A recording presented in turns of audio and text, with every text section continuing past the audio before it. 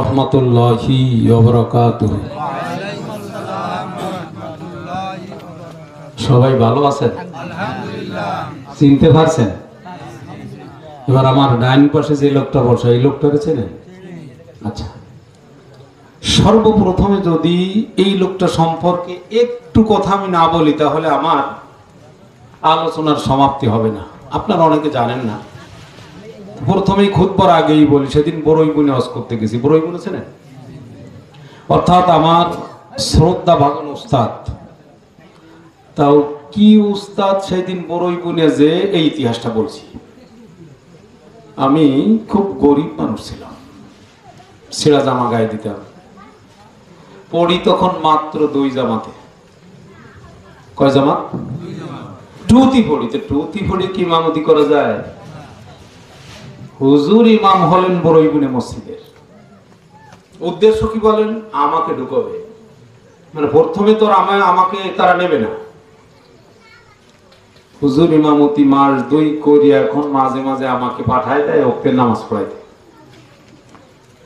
তো বেশ কন্ট্রোল ভালো, উসলম্বে এখন যাও সময় তাই, শুধু একটু পরে স্বাস্থ্য ভালো হয়েছে, কাবু ছিলাম। বাস রাত্রে রাত খুব ছাত্র জীবনে তো একটু ডকডক দিয়ে পড়ে এই ছেলেরা, পড়বে একটু সামনে আগে এসে। এইবারে আমার এই উস্তাদেই যে হুজুরির মাদ্রাসায় এবার ওয়াজ করতে গেছি, তো মুসল্লিদের এখন মাদ্রাসাটা পেলাম আছে, মুসল্লিদের খোঁজ নিয়েছে যে খয়রুলটি তো পাঠাই, তা আপনাদের কেমন নামাজ পড়ে। এখন মুসল্লির খুশি হয়ে গেছে, অলরেডি মিশে গেছি। আর তরুণদের প্রতি কিন্তু সাধারণত মুসল্লিটা অনেকটা হয় যদি সেভাবে চলা যায়। এইবার বলে যে তাহলে আমি তো মাদ্রাসার ঝামেলা, তো ও যদি থাকে কেমন হয়, তারা তো খুশি, মানে মনে মনে। এবার ইমামতি আমি শুরু করলাম, পড়ি কি টুতি। তখন আমার মনে হয় বেতন 50 টাকা প্রথম, আমার যেটা ধারণা। আল্লাহু আকবার, আপনাদের সময় নষ্ট করতাম না। কি করছে আমাদের জন্য জীবনে, এ সারা জীবনও যদি খেদমত করিয়ে শেষ হবে না। এবার অলরেডি ইমামকে আমি হুজুর প্ল্যান করে ঢুকোই দিলেন। কেন? জামা ছেঁড়া, লুঙ্গি ছেঁড়া, টাকার প্রয়োজন।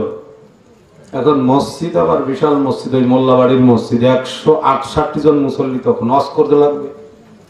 এবার হুজুরের কাছ থেকে ওয়াজ শিখে যেতাম। আরেকজন ছিলেন, উনি মারা গেছে, আল্লাহ জান্নাত নসিব করুক, মাওলানা ইসমাইল সাহেব। এই যে যাদেরকে দেখেন, এই যে লোকমান টোকমান যারা, মোনাব্বার, রতন, বেলায়েত, আমরা একসাথে। আমার এই যে বড় ভাই মেজো ভাই আসছে আমার সাথে, উনিও তখন এই একসাথেই বড় হুজুরের দেখাইতে নিয়ে আসছে। ইমাম হয়ে গেলাম, এখন ওয়াজ করতে হবে, জুমার দিন আপনাদের হাকিও তো দিতে হবে, একটু কায়দা নেবে। হাকি নেই মানে ওয়াজ লেখি নিয়ে যেতাম হাতের ভিতর করে। অবদান কোথায় তাহলে হুজুরির, যে ওই সময় থেকে ওয়াজ করাইছে বিদায় আপনাদের দোয়ায়। এবার 10 মিনিট করলে তো ভুলে যেতাম, অস্তর জানি ওই যা একবার বলতাম যে দেখেন প্রত্যেক জুমাই তো শুনতে হবে, তো একদিনই বেশি শুনি লাভ কি, একটু কম শুনি আর নামাজ কালাম বেশি করেন, মানে আমি তো পারতেছি না। আল্লাহু আকবার। সেই শফিক ওস্তাদ, আল্লাহ পাক আপনাদেরকে নিয়ে দোয়া করি। দেখেন আমরা অনেক সময় অনেকের মনোমালিন্য থাকবে, রেষারেষি থাকবে, প্রতিহিংসা থাকবে। সব সময় আপনার মনটা আপনি কেমন করবেন আমি সামনে ওয়াজের ভিতরে গেলেই বুঝতে পারবেন। এবার আমি সুন্নাত শুরু করি। তো সেই ওস্তাদ আমার, আমি আপনাদেরকে নিয়ে প্রাণ ঢালা দোয়া করি যে তাকে আল্লাহ সুস্থ করে দিক, আল্লাহ তার হায়াতে তৈয়বা বাড়ায় দিক। আল্লাহুম্মা আমিন।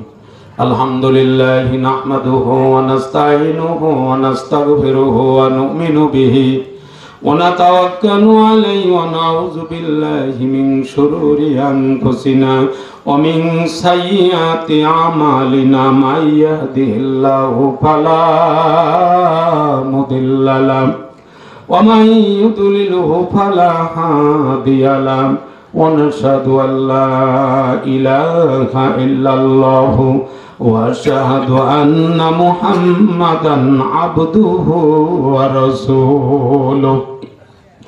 আউযু বিল্লাহি মিনাশ শাইতানির রাজীম। আপনারা পড়তে পারেন? পড়েন তো। আউযু বিল্লাহি মিনাশ শাইতানির রাজীম। বিসমিল্লাহির রহমানির রহিম। আপনারা এই পর্যন্ত আদাফুলাহা মান তাযাক্কা ওয়া যাকারা ইসমা রাব্বিহি ফাসাল্লা। আলহামদুলিল্লাহ, মহান মালিক আমাদেরকে এখানে এমন একটা জায়গায় বসার সুযোগ করে দিয়েছে, যেই জায়গাটা আপনার আর আমার নজরে উঠোন যদিও হয়, উঠোন না, কিন্তু এই জায়গাটা কোন জায়গায় আমরা বসছি এ প্রসঙ্গে আমি একটু কথা বলে তারপরে আমি দুইটা আয়াত পড়ছি। ছোট্ট যে আয়াত পাইছেন, দুটো আয়াত, কিন্তু সূরা আলা নামে একটা সূরা আছে মাত্র এই আমপাড়ার ভিতরে। ঠিক এই দুই আয়াতের কথাটা যদি আমি এবং আপনাদের আমি বুঝাইতে পারি, তাহলে আজকে আমরা আল্লাহওয়ালা। বিশেষ করে আমি তিনখানা তাফসিরের ভিতর থেকে এই আয়াত দুইটার তাফসির করেছেন আল্লামা জালালউদ্দিন সুয়ুতী রাহিমাহুল্লাহু তাআলা, ইবনে কাসির রাহিমাহুল্লাহু তাআলা। কি শব্দ বলছেন? কদ আফলাহা, বিনা সন্দেহে। এখানে তাফসিরে জালালাইন শরীফের ভিতর শব্দটা আনছে ফাজা, কদ আফলাহা, এবার বলছে ফাজা মান তাযাক্কা তাতাহারু বিল ঈমান। আগে দুটো শব্দ আপনাদের বলে এরপর আমি তাফসিরের দিকে যাই। ওই ব্যক্তি কল্যাণকামী হয়ে যাবে, ওই ব্যক্তি আল্লাহওয়ালা হয়ে যাবে, ওই ব্যক্তি জান্নাতি হয়ে যাবে, ওই ব্যক্তি আল্লাহর দিদার লাভ করবে। মান তাযাক্কা, যে পরিশুদ্ধ হয়েছে, পরিশুদ্ধ। এই পরিশুদ্ধ আল্লামা জালালউদ্দিন সুয়ুতী রাহিমাহুল্লাহু তাআলা ইবারাত আনছে তাতাহারু বিল ঈমান। পরিশুদ্ধ হতে হবে কিসের থেকে? ঈমান। এই ঈমানের পরিশুদ্ধর ব্যাপকতা কি আমি সামনের দিকে আপনাদের মাঝে যাব। এবার একখানা হাদিস বলি, বুখারী শরীফের প্রথম খণ্ডের মধ্যে থেকে হাদিসখানা বলার পরে আপনি বুঝবেন। আবি হুরায়রা রাদিয়াল্লাহু তাআলা আনহু قال قال رسول الله صلى الله عليه وسلم من آمن بالله وبرسوله। একটা শব্দ, এর পরের শব্দ নবী বলেন ওয়াসামা ওয়া ইউকিমুস সালাত। তিনটা শব্দ বলছেন। সর্বপ্রথম ঈমান পরিশুদ্ধটা আমি একটু পরে যাচ্ছি। ঈমান পরিশুদ্ধ হওয়ার পরে আপনার আমার ভিতরে তিনটে কাজ যদি ঢুকাইতে পারি, কয়টা? একটা হলো মান আমানা বিল্লাহি, আল্লাহর পরে ঈমান আনা, ওয়া বিরাসূলিহি, এবং রাসূলের পরে ঈমান আনা। এক।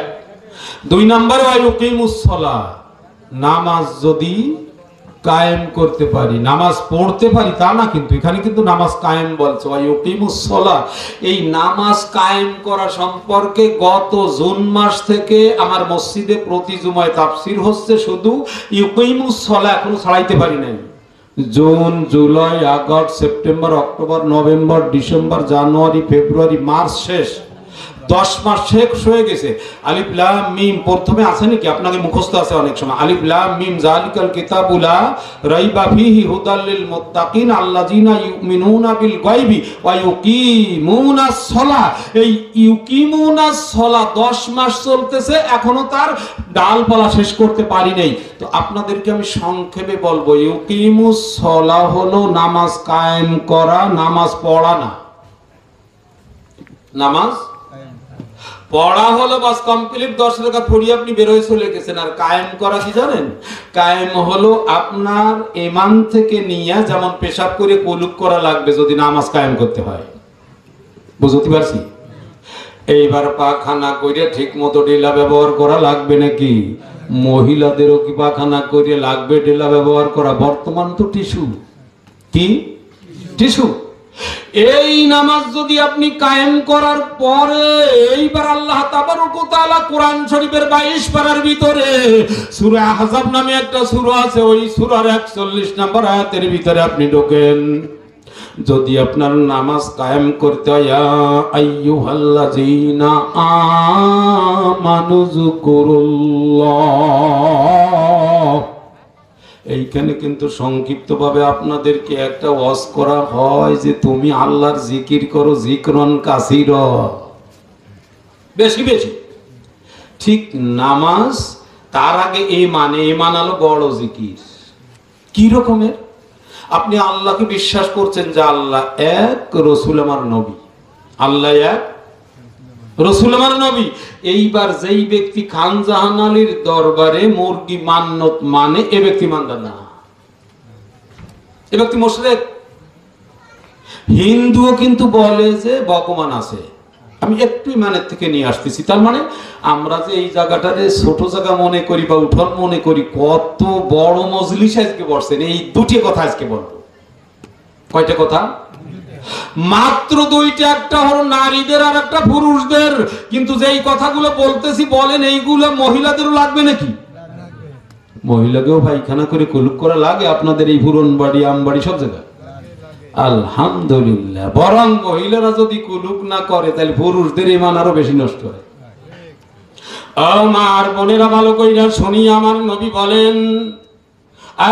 বলেন, আমার আবি সালাসাতি হাজার, পায়খানায় গেলে তিনটা কুলুপ ব্যবহার করবা। তিনটা কিন্তু সাধারণ মধ্যপন্থা বলিয়ে দিয়েছেন, কিন্তু যার যেদিন খাওয়া ভালো হবে এই দীর্ঘন দেখবেন খালি গরুর গোশ, খালি পায়খানা আটা আটা হয়, তখন কুলুপ লাগবে 7টা।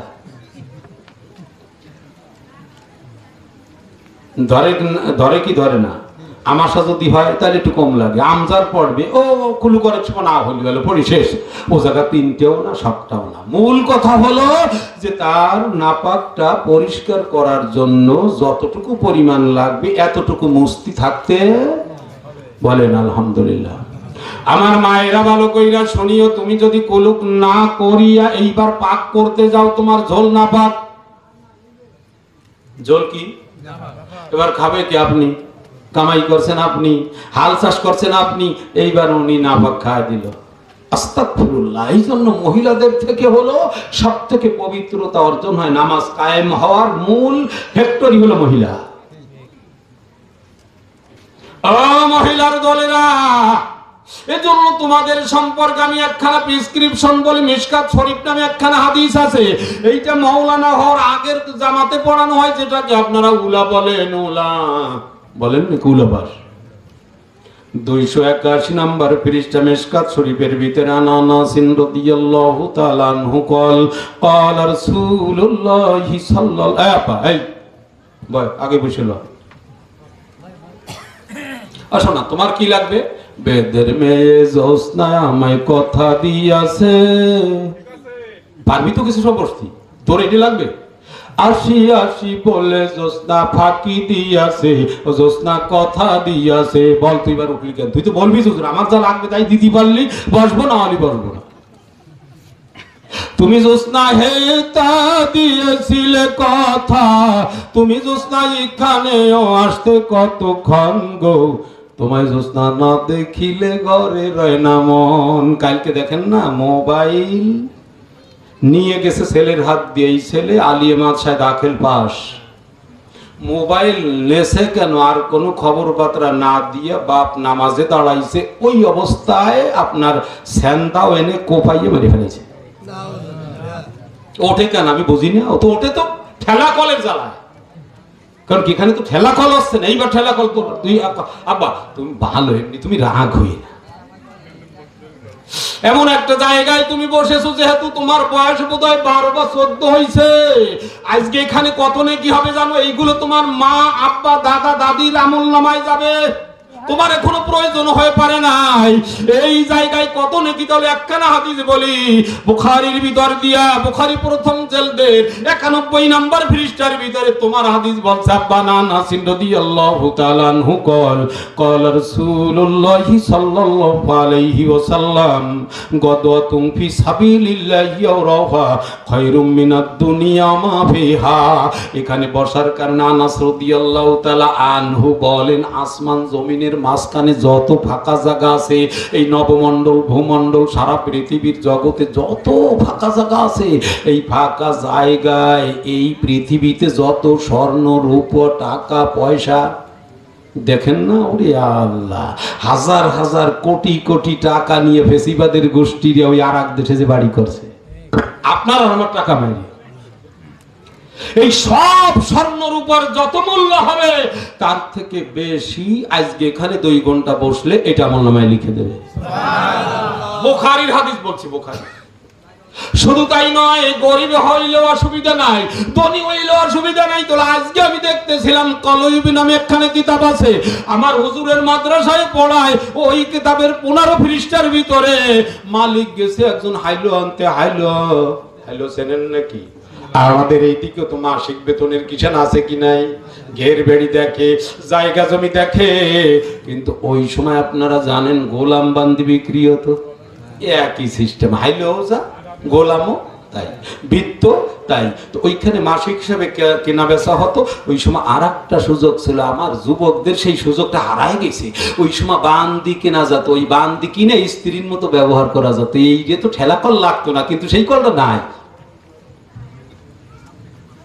গোলাম ক্রয় করতে গেছে বাজারে, কিন্তু গোলাম নাই, একটা গোলাম মাত্র আছে, যেই গোলাম দেখলে পছন্দ হয় না, যেই গোলাম দেখলে, কিন্তু গোলাম মাত্র কয়টা? মালিকের একজন বৃত্ত লাগবেও। কি করবো, আসছি বাজারে, মনে মনে চিন্তা করতেছি, এই যে চেহারা ছবি দেখতেছি, নেব কি নেব না, আবার ভাবে যে নয় সামনের হাটে বিক্রি দিয়ে দেবো। গোলাম অবলোকন করতেছে মালিকের দিকে, আল্লাহ, গোলামের দুনয়ন দিয়ে অশ্রু পড়তেছে। মালিককে ডাক দিয়ে কয়, মালিক,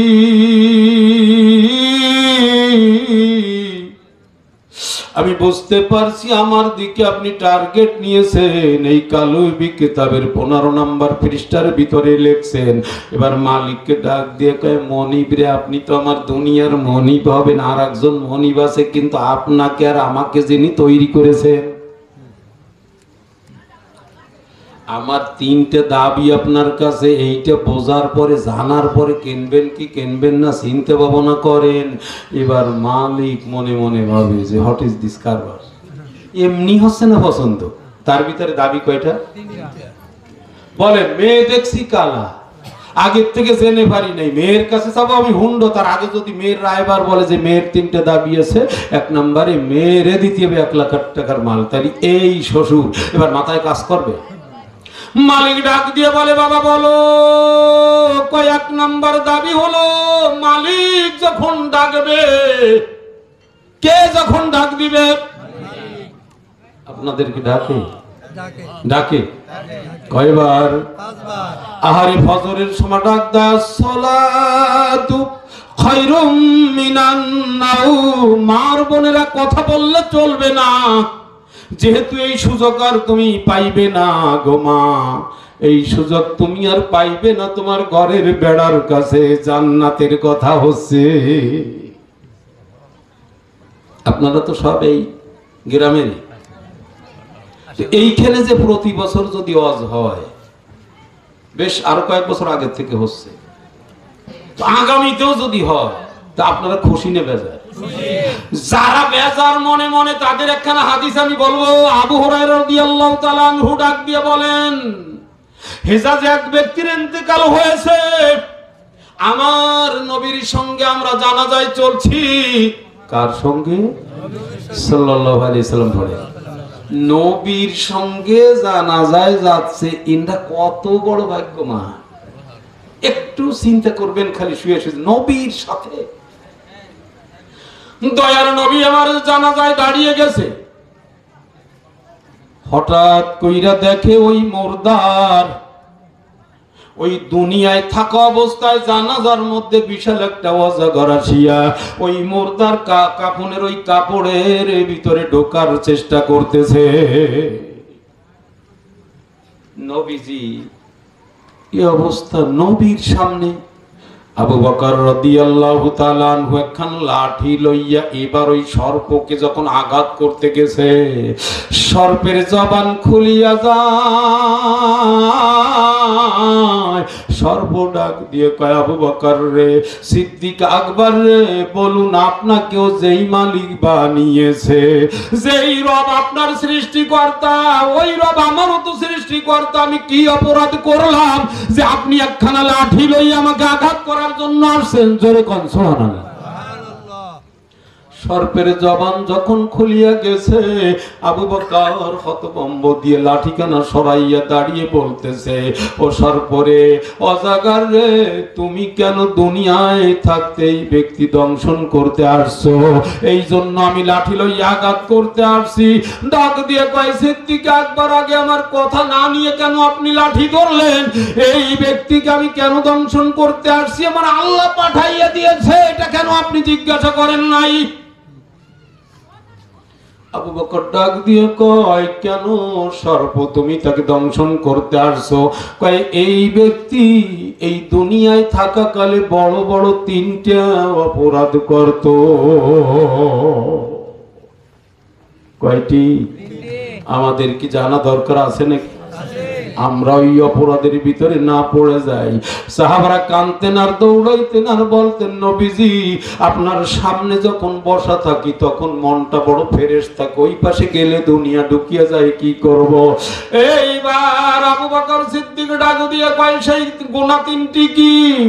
ডাক দিয়ে কয়, সিদ্দিক আকবর, এই ব্যক্তি সর্বপ্রথম গুনাহ হলো নামাজ পড়তো না। কি পড়তো না? নামাজ পড়তো না। আমাদের লাগবে পড়া, এই জন্য আমি বুখারীর হাদিস খানা বলছি, মান আমানা বিল্লাহি ওয়া বিরাসূলিহি ওয়া আকামাস সালাতা ওয়া সামা রমাদানা কানাত লাহু আইয়ুদখিলাহুল জান্নাহ। এবার নবীজি বলেন, 3টে কাজ যার ভিতরে সর্বত্র থাকবে, আমার আল্লাহর উপরে কর্তব্য হয়ে যাবে যে তাকে জান্নাতে দিবে। সুবহানাল্লাহ। সে 3টে কি? একটা হলো ঈমান, একটা কি? ঈমান। আমি যাচ্ছি ওদিকে। নাম্বার 2 নামাজ, 3 নাম্বার রোজা। রোজা চলে গেল, এবছরের জন্য বিদায় নিল, কিন্তু নামাজ কি বিদায় নিছে? নামাজ সারা বছর থাকবে। ঈমানটাকে বোঝাইতে গেছি। যদি আপনি বলেন যে আল্লাহ আমার এক, রাসূল আমার নবী, এইবার খান জাহান আলীর দরবারে ছাগল মানছে, মুরগি মানছে, এই ব্যক্তি ইমানদার না, এ মুশরিক। যদি এই ব্যক্তি ইমানদার হয় তাহলে হিন্দুর কোনো দোষ নাই। হিন্দু ভাই বলে ভগবান উপরে আছে, আল্লাহ উপরে আছে, এদিকে মাইলোর পূজা করে, দশরথের পূজা করে, ভগবতীর পূজা করে, কার্তিক গণেশ দশরথ আলক্ষী লক্ষ্মীর পূজা করে, তাহলে আপনি যদি খানজা আলী ছাগল মানতে পারেন, মুরগি মানতে পারেন, তাহলে হিন্দুরও কোনো দোষ নাই। এবার যখনই নাকি আপনি খানজান আলীর দরবারে মান্নত মানলেন, কুমিরকে আমি মুরগি খাওয়াবো, এবার আপনিও কুমির খোদা বানাইয়া আল্লাহর সাথে শিরক কইরা ফেলাইলেন।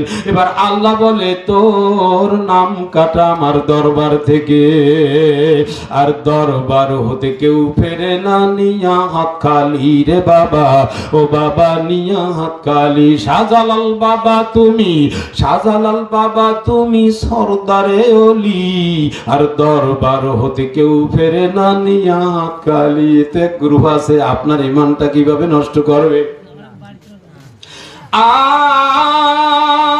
আর খোদার পেয়ারা তুমি আশিকে রসুল, বাবা আশিকে রসুল, আমারে মোনাজাত বাবা করে নাও কবুল। মোনাজাত কবুল করতে বলতেছে খানজাহান আলীকে, মোনাজাত কবুল করতে বলতেছে খাজা বাবাকে, মোনাজাত কবুল করতে বলতেছে শাহজালাল বাবাকে। এবার তাহলে আল্লাহ কয়, আমাকে যখন ছেড়ে দিছো তুমি মুশরিক। একটা গুনাহ ছাড়া আর যত গুনাহ আছে আল্লাহ নিজে বলেন সূরা নিসা 5 নাম্বার পারা 4 নাম্বার সূরা আয়াত নাম্বার 48, আল্লাহ বলিয়া দেন যে একটা গুনাহ আমি কোনোদিন maaf করব না, সেইটা হলো শিরকের গুনাহ। সেটা কি?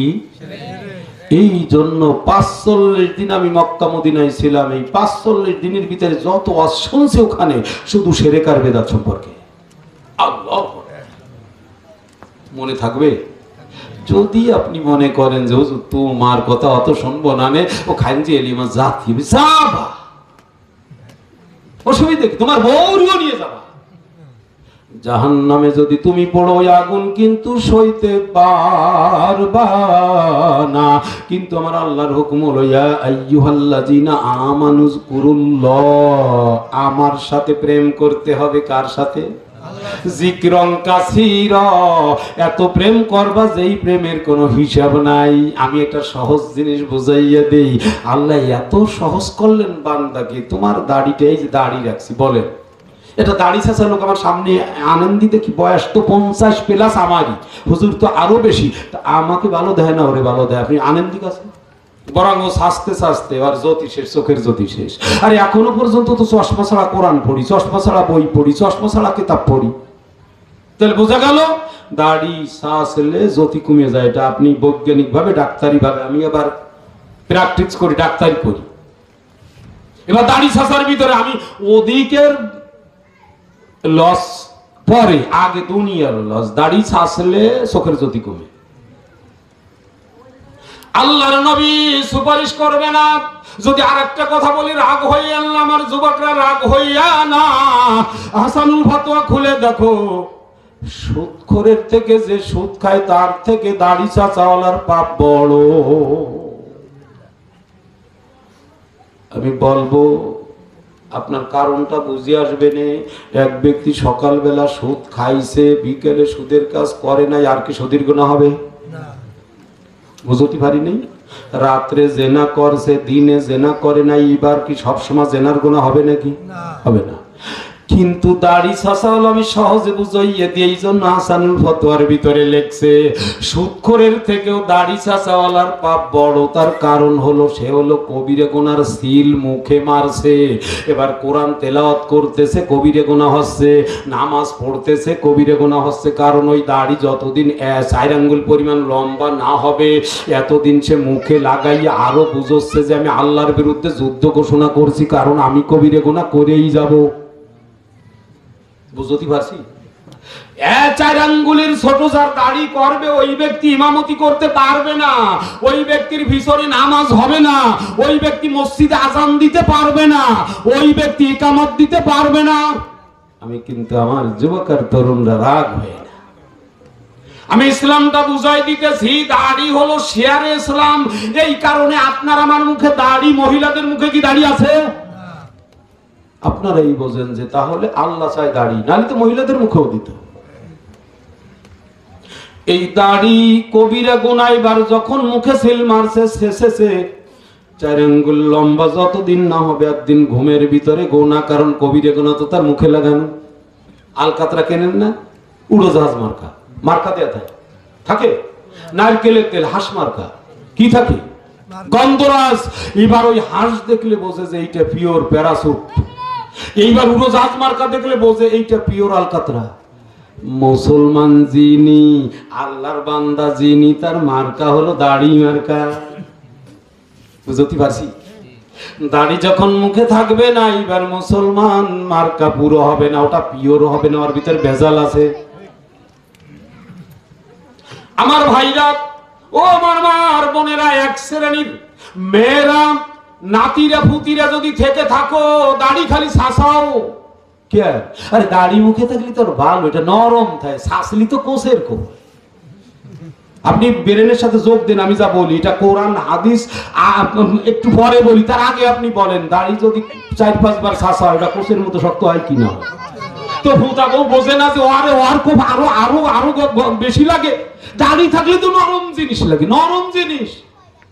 রাগ হলে এই দাড়ির জন্য আল্লাহ তাবারক ওয়া তাআলা কবুল করে নেবেন। এই দাড়ি যদি 4 আঙ্গুলের ছোট থাকে, নামাজ পড়লে গুনাহ। এবার কোরআন তেলাওয়াত করতেছে, কবিরে গুনাহ হইতেছে, এইবার আবার জানো বুঝেন না, তাহলে নামাজ পড়বো কেন? মানে নামাজ তো হয়ে যাচ্ছে, কিন্তু ওই নামাজের ভিতরে তো আর গুনাহ হয় না, নামাজের ভিতরে হয় নাকি? কিন্তু দাড়ি ছোট থাকার কারণে নামাজের ভিতরে গুনাহ, কোরআন তেলাওয়াতে গুনাহ, ওয়াজ শুনতেছে গুনাহ, ওয়াজের নাকি যেটা সেটা হয়ে যাচ্ছে। কিন্তু ওই যে কবিরে গুনাহর যে সিল মুখে, গোলামি মারা ডাক দিয়ে কয় মনে আছে তো? আছে। আরে আমি বুঝাইতেছিলাম গোলাম হইয়াও আল্লাহ ওয়ালা হওয়া যায়, আবার ধনী হইয়াও আল্লাহ ওয়ালা হওয়া যায়। ফেসিবাদ মন্ত্রীগুলো হাজার হাজার লক্ষ লক্ষ কোটি টাকা চুরি করছে, কিন্তু আবার গোনায় ফার্স্ট নাকি? দাড়ি তো নাই, নামাজ, আয় হায় হায়, আহা, আপনি তো কিছু না কিছু এখন জানেন এটা কোন ভাবে মানুষকে কষ্ট দেছে। নাউজুবিল্লাহ, নাউজুবিল্লাহ। গোলাম ডাক দিয়ে কয়, মনি আমার দুইটা পাখি, তোমরা উঠছিলে না, পেশাব আসছিল নাকি? যাও, এখন যাও, আমি ছুটি দিয়ে দিছি, পরে হয়তো আসলে আসেনি, যে কোনো জন্য হয়তো উঠছো, নয় মার মুখ দেখতে যাবা যাও, নইলে বাবিরই বাদাম কিনে দিতে যাবা যাও, নইলে পোশাকের জন্য, যে জন্য আমি ঠেকায় রাখছি অনেক সময়, আমি ভুলে গেছি, এবার তোমরা গেলে যাও।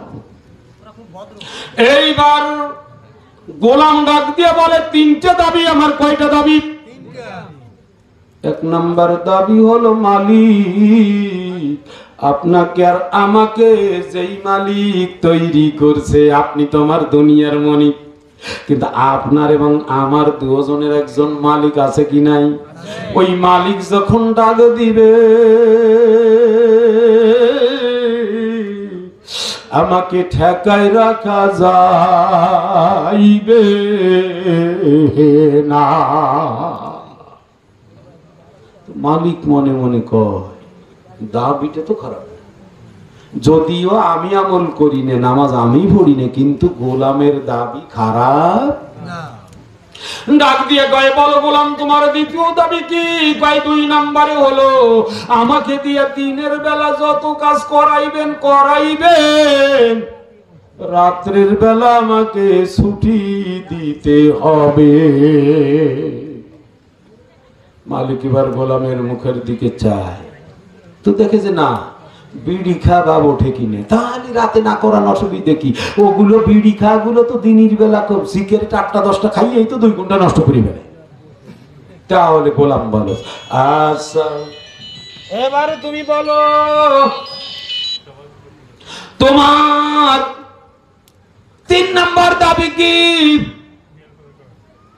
গোলাম ডাক দিয়ে বলেন, মালিক 3 নাম্বার হলো আমাকে এমন একটা জায়গা দিবেন, এমন একটা রুম দিবেন, এমন একটা ঘর দিবেন, যেই ঘর ফাঁকা হবে, অন্য লোক ওই ঘরে থাকে না। মালিকের এবার 7-8টা কক্ষ এমনি ফেলেন, ধনী মানুষ তো চিন্তা করছে একটাও তো কঠিন নেই। 1 নম্বরে হলো সে বুঝাইছে নামাজের সময় আমারে ছেড়ে দিতে হবে, আরে 10-15 মিনিট যায় যাবে, এরপরে রাত্রের বেলায় আমাকে দিয়ে কাজ করাবেন না। হ্যাঁ ঠিক আছে, রাত্রে করাবো না, ও যেহেতু বিড়ি সিগারেট খায় না, ঠোঁটের গতি ভালো, এবার টাইনি টুনি আবার সেন্টার ফুড চাবায় না, সেরকমের ভাব দেখি না, তো এই সময়ও নষ্ট হবে না। এর পরেও যদি বুঝি যে আমার কাজ কম হচ্ছে, তো সামনের হাটে নিয়ে বিক্রি দিয়ে দেবো। চলো বাবা চলো, তোমার 2টা দাবি অলরেডি আমি কবুল করে ফেলেছি, কিন্তু আর একটা তো তোমাকে না দেখায় পারতেছি না। বাড়িতে নিয়ে যাই, এবার 5-7টা কক্ষ ফেলানো, এবার বলছে তুমি দেখো কোন রুমটা তোমার ভালো হয়। আইয়ুহাল্লাযীনা আমানু যকুরুল্লাহ যিকরান কাসীরা ওয়া সাব্বিহুহু বুকরাতাও ওয়া আসীলা। বেশি বেশি আমি আল্লাহর সাথে প্রেম করো, কিসের মাধ্যমে? ঈমান থেকে শুরু করিয়ে নামাজের মাধ্যমে, যাকাতের মাধ্যমে, রোজার মাধ্যমে, এরপরে লা ইলাহা ইল্লাল্লাহ, লা ইলাহা ইল্লাল্লাহ, লা ইলাহা ইল্লাল্লাহ। ট্রেনিং দেন, ট্রেনিং জোরে জোরে, লা ইলাহা ইল্লাল্লাহ, লা ইলাহা ইল্লাল্লাহ, লা ইলাহা ইল্লাল্লাহ, সুবহানাল্লাহ ওয়ালহামদুলিল্লাহ, লা ইলাহা ইল্লাল্লাহ, লা ইলাহা লা ইলাহা ইল্লাল্লাহ, সুবহানাল্লাহ ওয়ালহামদুলিল্লাহ। এই ট্রেনিং কি দেওয়া দরকার? শুধু আপনাদের না, নারীদেরও। ও মহিলা মহিলারা ভালো কইরা শুনিও, এই লা ইলাহার ট্রেনিং তোমারও দরকার, সুবহানাল্লাহর ট্রেনিং তোমারও দরকার। মা তুমি ভালো করে শুনে নাও, নাসাই শরীফের মধ্যে থেকে আমি একখানা হাদিস বলি, নবী হুরায়রা রাদিয়াল্লাহু তাআলা আনহু قال قال رسول الله صلى الله عليه وسلم من سبح الله تعالى في دبر صلاة الغداة 100 تسبيحة وحلل 100 تحليلة ذنوب خطايا وإن كانت مثل جبل البحر। ফজরের নামাজের পরে যদি কোনো পুরুষ অথবা নারী 100 বার বলতে পারে সুবহানাল্লাহ ওয়ালহামদুলিল্লাহ সুবহানাল্লাহ সুবহানাল্লাহ 100 বার, কতবার? আমার মা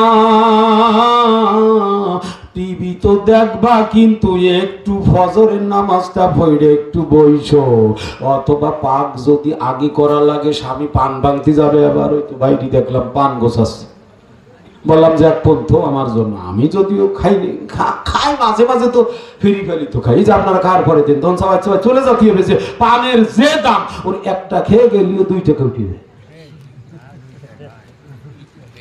এইবার তোমার পান ভাঙ্গা লাগতেছে, অনেকের পাক করা লাগে, স্বামী কাজে যাবে, লাগে না?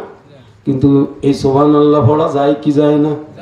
একটু আঙ্গুল তুমি গুনিয়া দেখিও, 2 বার গুনবা 32 হয়ে যাবে, দেখবা 2 বার 4 আঙ্গুল গুনলে 8 বার 4টা 32, এইবার আর একবারে 32 64, এরপর আর একবারে 32 96, এরপরে 4 বার পড়লে 100 হয়ে গেল। তাসবির কোনো দরকার নাই, বরং তাসবিহ ছাড়া যদি আপনি পড়তে পারেন, তিরমিজি শরীফের ভিতরে আসছে, কিয়ামতের ময়দানে আঙ্গুলের জবান খুলিয়ে যাবে, ওই আঙ্গুল বলতে থাকবে মালিক আমার আঙ্গুল দিয়ে সে তোমার জিকির করত। ফজরের নামাজের পরে 100 বার মনে রাখতে পারবেন সুবহানাল্লাহ, দেখেন মিনিট লাগে না, সুবহানাল্লাহ সুবহান, তবে সুবহানাল্লাহ সুবহানাল্লাহ সুবহান এরকমের পড়েন না, এরকমের হলে কবুল হবে না। এই জন্য আওয়াবিন নামাজ যারা পড়েন মাগরিবের পরে 6 রাকাত পড়েন না, একেবারে কমপ্লিট 6 মিনিট হিসাবেন না, দরকার হয় 6 মিনিট আপনার পড়ার দরকার নাই, 6 রাকাত ঠিক 2 রাকাত পড়েন 8 মিনিটে। রুকুতে যাইয়া সুবহান রাব্বিয়াল আলা, কয়টা বুঝাবো? ছোট্ট একটা বুঝাই, দেখবেন এক শ্রেণীর ইমাম মাগরিবও নাই আসরও নাই, নামাজে সালাম ফিরে যেমন মোনাজাত দেয় আল্লাহুম্মা আমিন বিরহমাত কি আরহামার রাহিমিন। এবার উনি ভিতরে কি বলল, এটা আল্লাহর সাথে ব্যঙ্গ করার কারণে পাপ হয়েছে। যে ওক্তে যে সময় আমি আল্লাহকে সুন্দর করে ডাকতে পারবো না, ওই ওক্তে মোনাজাত করবো না। সাপোজ একটা কথা মনে করেন, আপনার শাশুড়ি ভীষণ অসুস্থ, হাসপাতালে, কোথায়? মোবাইল করছে, এখন যদি দৌড় না দিই বউ আবার বেজার হবে, আর বেগম দৌড়লি তো দুনিয়া শেষ। এদিকে মা আব্বারে আবার বলা লাগবে, ঝামেলায় পড়ছে, ওদিকে বউ চাইয়ে রয়েছে যে আমার অর্ডার মতো দৌড়ই কি দৌড়ই না, কেবল মোবাইল শুনছে।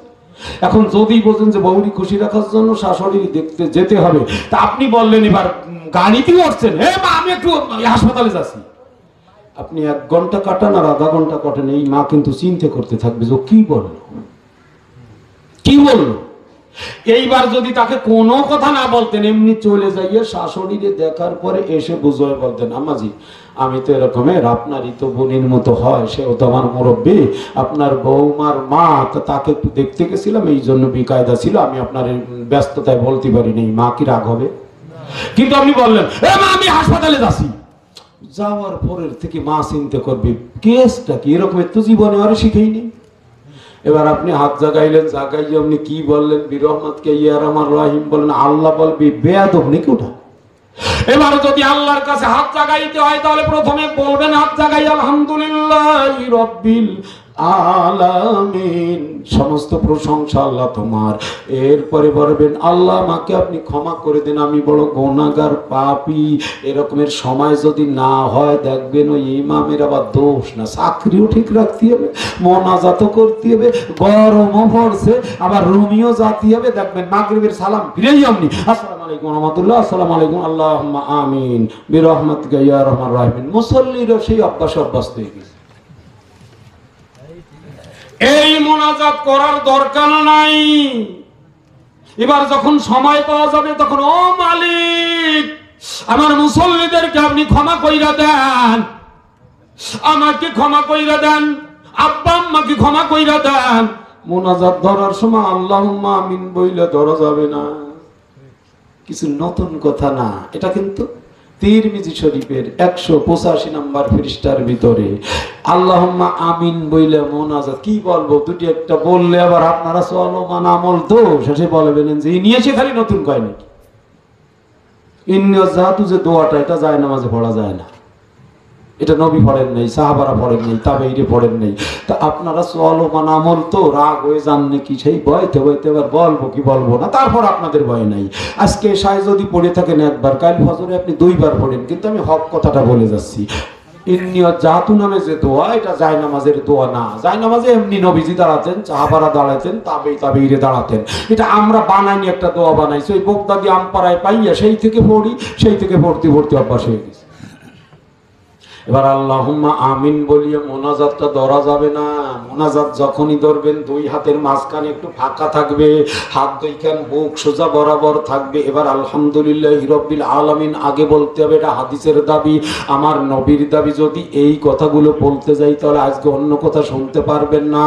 হযরত আব্দুল্লাহ ইবনে মাসউদ বলেন যে আমি বসা, হযরত আবু বকর, ওমর আর নবীজি হেঁটে আসছে, কেবলমাত্র হেঁটে আসছে, আমি নামাজ পড়িয়ে মোনাজাত ধরে ফেলাইছি। এই বলছি আল্লাহ আমাকে ক্ষমা করে দাও। হুজুর কইছে মোনাজাত হবে না। ও আব্দুল্লাহ ইবনে মাসউদ, মোনাজাত করতে হলে তোমার বলতে হবে আলহামদুলিল্লাহি রাব্বিল আলামিন, আগে আল্লাহর প্রশংসা করার পরে এবার আমি নবীর সাল্লাল্লাহু আলাইয়া, আমার পরে দরুদ পড়ার পরে সাল্লাল্লাহু আলাইহি ওয়াসাল্লাম, আল্লাহর প্রশংসা করি, আমি নবীর প্রশংসা করিয়া এরপরে তোমার নিজের জন্য আগে দোয়া করবা, এরপরে পিতা মাতার জন্য, আগে যেন বৌরি খুশি রাজ জন্য, শাশুড়ির জন্য দোয়া করতে যায় না। ঘটনা অনেক সময় বেঁধে যায়। একই ঘরের সাথে বারান্দা, নামাজ পড়তে যেখানে দাঁড়াইছে শাশুড়ি তার ওই পাশেই বসা, এবার বউ ওই জায়গা বসা। এবার আল্লাহুম্মা আমিন, আল্লাহ আমার শাশুড়িরই মাফ করে দাও। মানে এটি যদি না বলে, ওই যে বেগম যদি বেগম ধরে, নবী বলছেন না না, সেটা বলে মোনাজাত কবুল হবে না। আগে তোমার নিজের জন্য করা, এরপরে মার আব্বার জন্য আগে করিয়া লইয়া তারপরে যা কিছু বলবা তাই। সব কিছু দুনিয়ার সব মোমেনদের জন্য মোনাজাত করিয়া শেষে যাইয়া এবার সাল্লাল্লাহু আলাইহি ওয়াসাল্লাম আমিন বাহকে লা ইলাহা ইল্লাল্লাহু মুহাম্মাদুর রাসূলুল্লাহ বলিয়া মোনাজাত শেষ করলে ওই মোনাজাত কবুল হবে না। মোনাজাত শেষ করতে হবে সাল্লাল্লাহু আলাইহি ওয়াসাল্লাম, এই দুরূদ মনে থাকবে। এরপরে আমিন আমিন, যে কয়বার পারেন আমিন, এই আমিন বলে যদি মোনাজাত শেষ করা হয়, মিশকাত শরীফের হাদিসের টিকার ভিতরে দিছে আইল জান্নাহ, তাহলে এই মোনাজাতকৃত ব্যক্তির জন্য জান্নাত ওয়াজিব হয়ে যাবে। দুটো একটা নতুন কথা শোনায় যাচ্ছি শুধু আমলটাকে ভালো করার জন্য। বিরক্ত আছে? এইবার মনে আছে আল্লাহ বললেন জিকির করো আমার কার কার কার ওই জিকিরটা কি হবে? সুবহানাল্লাহ, আলহামদুলিল্লাহ, লা ইলাহা ইল্লাল্লাহ, আল্লাহু আকবার। কয়টা জিকির বললাম? 4টে। একটা হলো সুবহানাল্লাহ, একটা হলো আলহামদুলিল্লাহ, একটা হলো লা ইলাহা ইল্লাল্লাহ, আর একটা হলো আল্লাহু আকবার। হাদিসের অগণিত সহিহ হাদিসের ভাষায় এই 4টে প্রধান জিকির। যুবক আর তরুণদেরও একটা জিকির আছে, ওরাও তো জিকির করে। জিকির মানে কি? জিকির মানে তো বলা, স্মরণ করা, ইয়াদ করা। ওরাও একটা জিকির করে। কি জিকির করে শুনবে? হ্যাঁ যুবকরা ভালো করে শোনো। বন্ধুরে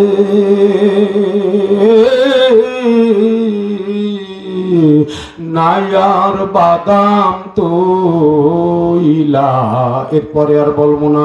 ওদেরও জিকির আছে, কিন্তু আব্বার এই জিকিরটা তুমি একটু কমাইয়া দিয়া তুমি সুবহানাল্লাহর জিকিরটা একটু বাড়াইয়া দাও। ফজরের নামাজের পরে যেই ব্যক্তি 100 বার সুবহানাল্লাহ বলবে, কয়বার?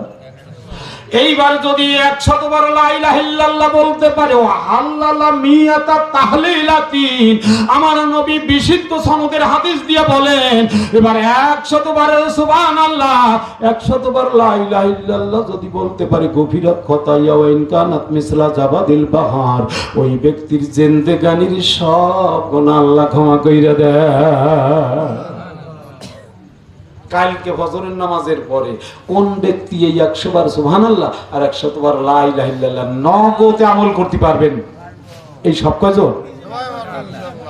হ্যাঁ, আমার ওই পাখি হজ জায়গায়। পাখি, তুমি ফজরের নামাজ পড়বানি? পড়বানি। এবার ওই সুবহানাল্লাহ 100 বার, লা ইলাহা ইল্লাল্লাহ 100 বার বলবা। আলহামদুলিল্লাহ। দেখেন, তোরে যদি আমি দাবর দিয়ে না বসাতাম তাহলে এটা সত্যি কথা না বা তোমার মার এই নেকিটা হতো না। এবার তুমি আমার পর রাগ হইছো নাকি? ইয়ার পরেও যদি রাগ থাকে, আমি তোমার কাছে ক্ষমা চাই। শোনা, তোমারে আমার বসানো, যেহেতু তোমার বাদকে তুমি আইছো, তুমি বল মনে মনে বলবা, হুজুর তুমি আরো এই জায়গায় শিখে আনছো আর আমারে তুমি থামাই দিলা, এই জন্য তোমার কাছে ক্ষমা চাই। গোলাম মনে আছে তো আমার ভাইরা? কয়টা দাবি কক্ষ দেখাইতে বলছে।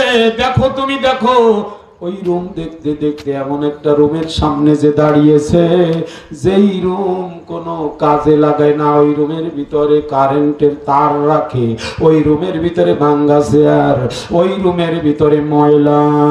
মালিক ডাক দিয়ে কয়, গোলাম রে, আরো তো কতগুলো রুম ফেলানো আছে।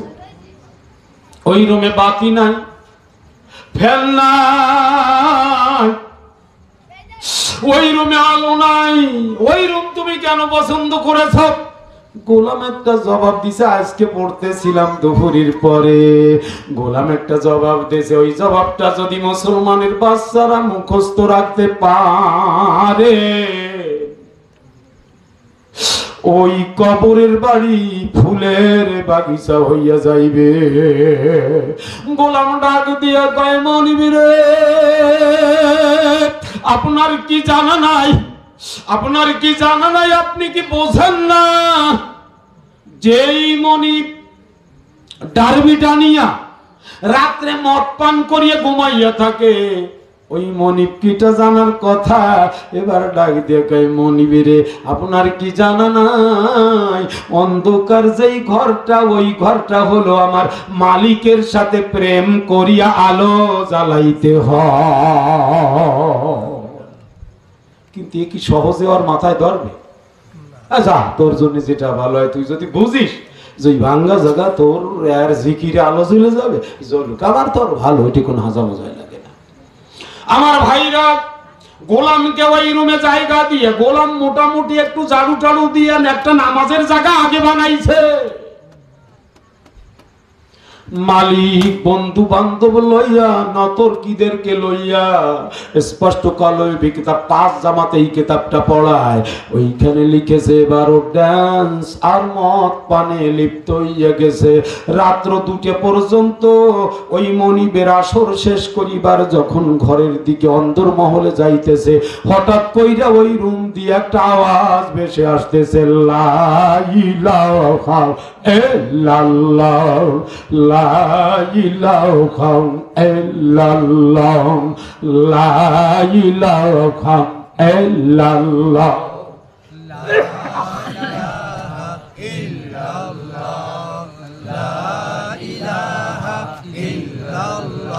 ও তুই এ পৃথিবী যাইবি সাইডারে মন, তুই এ দুনিয়া ছাড়তে হবে, রইতে কেহ পারবো না।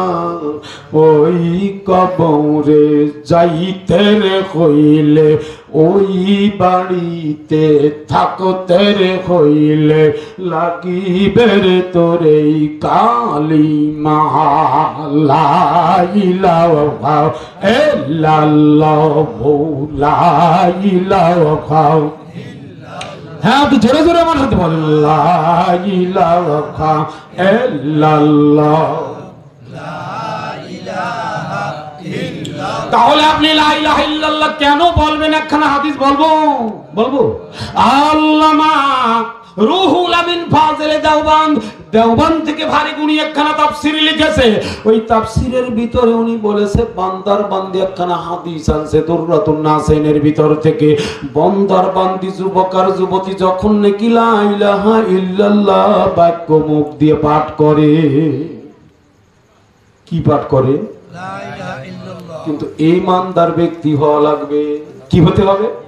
হিন্দু পড়লে হবে না, কাফেরে বললে হবে না, ঈমানদারওয়ালা লাগবে। এই কারণে আল্লাহ তাবারক ওয়া তাআলা 5 পারার ভিতরে একখানা সূরা আছে, সূরার নাম নিসা, সূরা নাম্বার 4 আয়াত নাম্বার 124। আল্লাহ বলে দেয় মাল মিনাস সালিহাতি মিন যাকারিন আও উনসা ওয়া হুয়া মুমিনুন। আল্লাহ বলেন নারী হোক অথবা পুরুষ হোক, হুয়া মুমিনুন, সে যদি মুমিন হয়, কি হয়? মুমিন ছাড়া কাজ হবে না, যত আমল করুক। এইবার কয় ফাউলাইকা ইয়াদখুলুনাল জান্নাহ, মুমিন হলে জান্নাতে যাইতে পারবে, মুশরিক হলে পারবে না। আল্লাহকে লাগবে, ওই মুশরিকি গুনাহ শিরকি গুনাহ আল্লাহ ক্ষমা করে না। এইবার ফাজলে দেওবন্দ আল্লামা রুহুল আমিন উনি লেখেন যে বান্দার বান্দি যখন নাকি মুখ দিয়ে লা ইলাহা ইল্লাল্লাহ বলে, কি বলে? লা ইলাহা ইল্লাল্লাহ। এইবার আমার আল্লাহ সবুজ রঙের, সবুজ রং ছিল পাখি রূপী 2খানা ডানা বিশিষ্ট একটা পাখির জন্ম হয়ে যায় এই কালেমায়। সুবহানাল্লাহ, আরো জোরে আলহামদুলিল্লাহ। লা ইলাহা ইল্লাল্লাহর কালেমা বলার সঙ্গে সঙ্গে একবারের বরকতে একটা সবুজ রঙের পাখিরূপী ফেরেশতার জন্ম হয়ে যায়। ওই ফেরেশতা এবার তওবার ইস্তেগফার করিয়া এবার 2খানা ডানা 2 দিকে খুলিয়া দেয়, একখানা পূর্ব প্রান্তরে, একখানা পশ্চিম প্রান্তরে। দুররাতুস সালেহিন নাম এই তাফসীর খানার ভিতরে আসছে। এই হাদিস রাসূলুল্লাহ সাল্লাল্লাহু আলাইহি ওয়াসাল্লাম বলেন, ওই ফেরেশতা যখন ডানা ছাড়িয়ে দেয়, 2খান ডানায় পৃথিবীর পশ্চিম প্রান্তর আর পূর্ব প্রান্তর ঘেরিয়া যায়। এইবার আল্লাহর পক্ষ থেকে পারমিশন লইয়া যেই ব্যক্তির মুখের লা ইলাহা ইল্লাল্লাহ কলেমার বরকতে ওই সবুজ রঙের পাখিরূপী ফেরেশতা জন্ম পাইছে, ও তার জন্য ক্ষমা চাইতে চাইতে আকাশের দিকে উড়াল মারে। এবার যখন আরশে আজিমের কাছে যায়, আরশে আজিম বহনকারী 8 জন ফেরেশতা আছে, ওই 8 জন ফেরেশতা কাঁধে নিয়ে আছে আরশে আজিম। ওরা ডাক দিয়ে বলে, ও ভাই সবুজ রঙের পাখিরূপী ফেরেশতা, তুমি এত ব্যতিব্যস্ত হয়ে কোথায় যাইতেছো? কয় আজকে আমবাড়ি বিশ্বাস বাড়িতে একটা মাহফিল হইতেছে, ওইখান থেকে লা ইলাহা ইল্লাল্লাহ বলার কারণে আমার জন্ম হয়েছে আল্লাহর রহমতে। ওই ব্যক্তিগুলোর জন্য পিতা মাতা এবং নিজের নাম ধরিয়া বলে যে তার জন্য তওবার ইস্তেগফার করতে করতে আল্লাহর দরবারে রওনা করে দিয়েছি। আরশে আজিম বহনকারী ফেরেশতারা ডাক দিয়ে বলে, একটু বিশ্রাম নেন, একটু এখানে বসেন। ওই ফেরেশতা একটু বিশ্রাম নিতে যায়। ওই বিশ্রামটার ভিতরে আমার আল্লাহ এমন একটা সময় দিয়ে দেয়, হঠাৎ কইরে কিয়ামত কায়েম হয়ে যাবে। ইসরাফিল আলাইহিমুস সালাম এবার সিংহায় ফুক মারবে। সিংহায় যখন ফুক মারবে, এই ফেরেশতা সবুজ রঙের পাখিরূপী, ওই সবুজ রঙের পাখিরূপী ফেরেশতা এবার হঠাৎ কইরা যার মুখের কলেমায় জন্ম পেয়েছে, বিশ্বনবী বলেন তখন ওই ব্যক্তিকে খোঁজা শুরু কইরা দিয়েছে কিয়ামতের মাঠে। এবার খুঁজিতে খুঁজিতে আপনাকে পেয়েছে আমার ফেরেশতা, আপনাকে পাইছে আপনার ফেরেশতা। খপ কইরা হাতটা ধরিয়া বসিয়া ডাক দিয়ে বলে, ও আল্লাহর বান্দা, একটু আমার সঙ্গে তুমি চলো। এবার ওই ব্যক্তির হাত ধরিয়া এবার ফুলসিরাত পার করাইয়া নিয়ে যাবে। আলহামদুলিল্লাহ। ফুলসিরাত পার হওয়ার পরে এবার হাত ধরিয়া জান্নাতের ভিতরে দিয়ে বলবে, তুমি এবার এই জায়গায় থাকো, আমি আমার আল্লাহর দরবারে চলিয়া যাই। সেই কালেমা আপনাদের পড়াইছি ফজরের নামাজের পরে 100 বার ওই কালেমা লা ইলাহা ইল্লাল্লাহ, 100 বার সুবহানাল্লাহ বললে নবী বলেন গুফিরাত খাতায়াহু ইন কানাত মিসলা জাবাদিল বাহার, তোমার আমলনামায় সমুদ্রের পানি সমতুল্য গুনাহ যদি হয়, সব গুনাহ আমার আল্লাহ ক্ষমা কইরা দেয়। আর একখানা আমল তাহলে বলি, সহজ। ফজরের নামাজ পড়ছে, পড়েন না অনেক সময়? এটা তিরমিজি শরীফের 295 নাম্বার পৃষ্ঠার ভিতরে হাদিস খানা বলি। আনাস রাদিয়াল্লাহু তাআলা আনহু قال قال رسول الله صلى الله عليه وسلم من صلى الفجر في جماعة মান সাল্লাল ফজরা ফি জামাতিন, যেই ব্যক্তি ফজরের নামাজটা পড়েছে জামাতের সঙ্গে। এবার দেখা গেল মসজিদে যেতে পারেন নাই, হয় না এরকম? বাড়িতে স্ত্রীকে বলবেন ওযু করো। নবী বুখারীতে নির্দেশ করছে, স্ত্রী যদি ঘুম দিয়ে উঠতে না চায় আর কড়া শীতকালে পানি ঢালতে কইছে মাথায়, নবীর নির্দেশ। স্ত্রীকে বলবেন ওযু করো, মেয়ে থাকলে বলবেন মা ওযু করো, ছেলে থাকলে বলেন ছেলে ওযু করো। এবার আপনি ইমাম হইয়া ইমামতি করিয়ে বাড়িতে জামাতে নামাজ আদায় করবেন। নবী বলেন মান সাল্লাল ফাজরা ফি জামাতিন সুম্মা কদা, এবার ওই যায় নামাজের পরে একটু বইসা থাকেন। এই জন্য বাড়িতে আপনার একটা জায়গা করা দরকার আছে, আছে কি নাই? আছে। আপনাদের যদি মহিলারা জামাতে তারাবি নামাজ পড়েনি, সর্বনাশ কিন্তু হয়ে যাবে। তারাবি নামাজ মহিলাদের জন্য পড়া বৈধ না। কি বলবো, সারা জায়গা ছিদ্র। আরে মহিলারা যদি তারাবির নামাজ যদি জামাতে পড়তে পারে তাহলে ফরজ প্রথমে কি, এরপরে কি ওয়াজিব? তো সে ফরজ নামাজ জামাতে সারা বছর নবী ভর্তি বললেন, এবার আপনি তারাবি পড়ালেন কিভাবে? আরে দিয়ে আমি একখানা হাদিস বলি তাহলে, মাসনাদে আহমদের একখানা হাদিস বলবো মাত্র। আমার নবীর কাছে হুমায়দি নামে এক মহিলা গেছে, একখানা হাদিস বলবো। এরপরে মহিলাদেরকে দিয়ে তারাবি পড়াবেন কি পড়াবেন না, আপনি পড়াইলেও আমি দেখতে আসবো না, কিন্তু আপনার জানতে হবে এই নিয়ে। আরে আল্লাহ আবার আমারে কয় সারা পৃথিবীতে হয় তে পড়বে না, কিন্তু সারা পৃথিবীতে শুয়োর যদি ওই হিন্দুরা খায় তা আমিও খাবো? কয় মক্কায় পড়ে। এবার আমি তখন বলি যে মক্কায় আমি নিজে বিড়াল শোয়া দেখছি, গরম তো পানির নিচে এসে এসির ভিতরে থাকে, কুকুর শুয়ে থাকে। বলেন মক্কায় যে কুকুরগুলো, এই কুকুরগুলোকে হালাল? তাহলে কুকুর যে সে তো বাংলাদেশেও কুকুর, মক্কায়ও, বুঝতে পারছি। এবার কয় মক্কার মানুষ দেখি দাড়ি আছে, আরে দাড়ি আছে হারাম, বাংলাদেশেও হারাম, মক্কায়ও হারাম। তাহলে মক্কার লোকে যদি নামাজ না পড়ে ওরা কি মাপ পেয়ে যাবে? এই জিনিসটা বোঝেন না, কারণ আপনি তো ওদিক যাবেন না, আপনি যাবেন কোরআন আর হাদিসের মাপ। কোরআন। আমি নিজে মদিনা ইউনিভার্সিটির সামনে আমার গাইবান্ধার এক ছাত্র পড়ে, পরিচয় হয়ে গেলে আমি বললাম বাবাজি এই যে এক শ্রেণীর লোক জামা এই পর্যন্ত টাকনুন নিচে কিন্তু জামা হারাম। এই পাঞ্জাবি জামা যদি টাকনুন নিচে পড়ে হারামের গুনাহ, বুঝতে পারছি? অর্থাৎ গলার দিক দিয়ে যেটা যাবে সেটা টাকনুর উপরে থাকতে হবে। এবার ওই দিক দিয়ে যেটা যেমন মোজা, এটা ভিন্ন, মহিলারা টাকনুর নিচে পড়বে। আবার যেন ভালো করে বুঝিয়ে রাখেন, কিন্তু এই যে মক্কা দিয়ে অনেক সময় জামা নিয়ে আসে সৌদিতে বিদেশ জানে না, ওই জামা যদি টাকনুর নিচে পড়ে ও জামা কেটে সুন্দর করে টাকনু উপর পর্যন্ত বানান লাগবে না, ওইটা হারামে কবিরে গুনাহ হবে। এইবার হুমায়দি রাদিয়াল্লাহু তাআলা আনহা বলেন নবীজি আপনার পিছে মসজিদে নববীতে আমি একটু নামাজ পড়তে চাই। শুধু আমি হাদিস বলতেছি, আপনাদের ফতোয়া দেব না, নিজেরাই বুঝবেন। রাসূল আমার কয় সাল্লাল্লাহু আলাইহি ওয়াসাল্লাম, হ্যাঁ হুমায়দি আমিও বুঝি যে আমার পিছে তোমার নামাজ পড়তে মন চায়। কেন আমি বুঝি? আমার মসজিদে নববীতে এক রাকাত নামাজ আদায় করলে 50,000 রাকাত নামাজের নেকি হয়। সুবহানাল্লাহ। এ তো 50,000 রাকাত বলছি হলো 76 হাদিসের হাদিস ইবনে মাজাহ শরীফের ভিতরে, আর মিশকাত শরীফের ভিতরে ইমাম আহমদ ইবনে হাম্বল রাহমাতুল্লাহ আলাইহি একখান হাদিস আনছে যে মসজিদে নববীতে এক রাকাত নামাজ পড়লে 5 কোটি রাকাত নামাজের নেকি হয়। সুবহানাল্লাহ। কত কোটি? 5 কোটি। 100,000-এ 1 লাখ, 100 লাখে 1 কোটি, বুঝতে পারছি?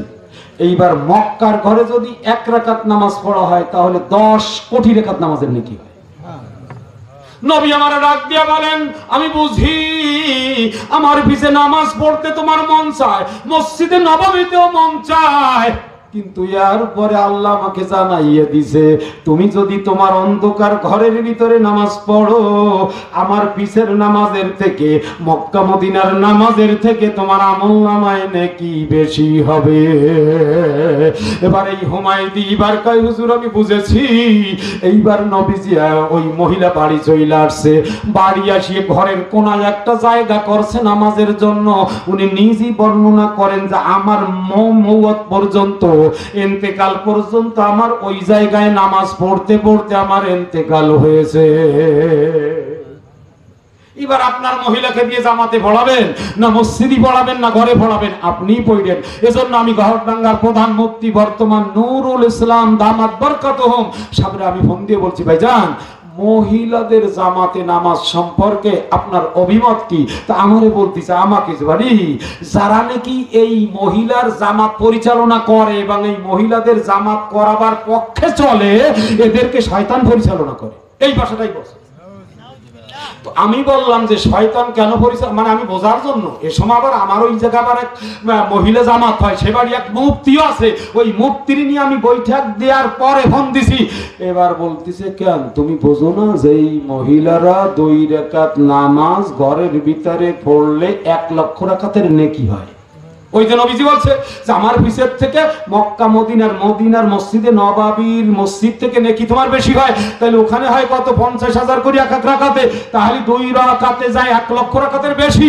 কয় তাহলে যেই লোকগুলা এই তারাবি নামাজ মহিলাদেরকে দিয়ে পড়ায় এবং ওই পক্ষে থাকে এবং ওই উৎসাহ দেয়, তাহলে ও কি করলো? ওই 1 লক্ষ রাকাত নামাজের নেকিকে নষ্ট করলো। এই জন্য ওরে শয়তান খুশি হলো চালাইয়া, যেই নেকিগুলো করতে পারলো না, এই জন্য শয়তান পরিচালনা করে। আমি সহজে বলে গেলাম আপনাদের আমলের জন্য। সর্বশেষ আমি বলে যাই, মহিলাদের তারাবি নামাজ হারাম থেকে মাকরু পর্যন্ত লাগছে, মাকরুর নিচে আর নাই।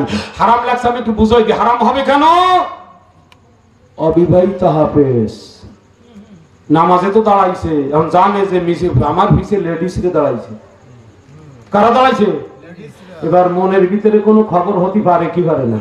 আপনার যদি নাও হয়, আমি তো আলেম পরিচয় দিয়ে আমার মনে আসে, 80 বছর আসলে ও আগে সামনেও যদি ও পড়ে তো মনে একটু পড়ে। এই জন্য বোরকা পরেও রাস্তায় দিয়ে হাঁটা জায়েজ নাই, কিন্তু যদি প্রয়োজন না হয়, এখানে পর্দা কাকে বলে বোরকা কাকে বলে আরেকদিন, আজকেও দরকার। কিন্তু আজকাল তো মেয়েরা বোরকা একটা পরে, ওই বোরকায় যে পরিমাণ লেস, তাতে 80 বছরিয়া বেটা নামাজ পড়িয়ে বসছে, ওই মহিলা দেখলি তার মনের ভিতরে খোট দেয় ওই বোরকার কারণে, কিন্তু ভিতরে দেখা যায় কাউর মতো কালা, খোলার পরে অত আসবে না, কিন্তু উপরে যে লেজলস কায়দা করে লাগায়, তাতে 80 বছরের পিসাবের মনেও দেয় খোট।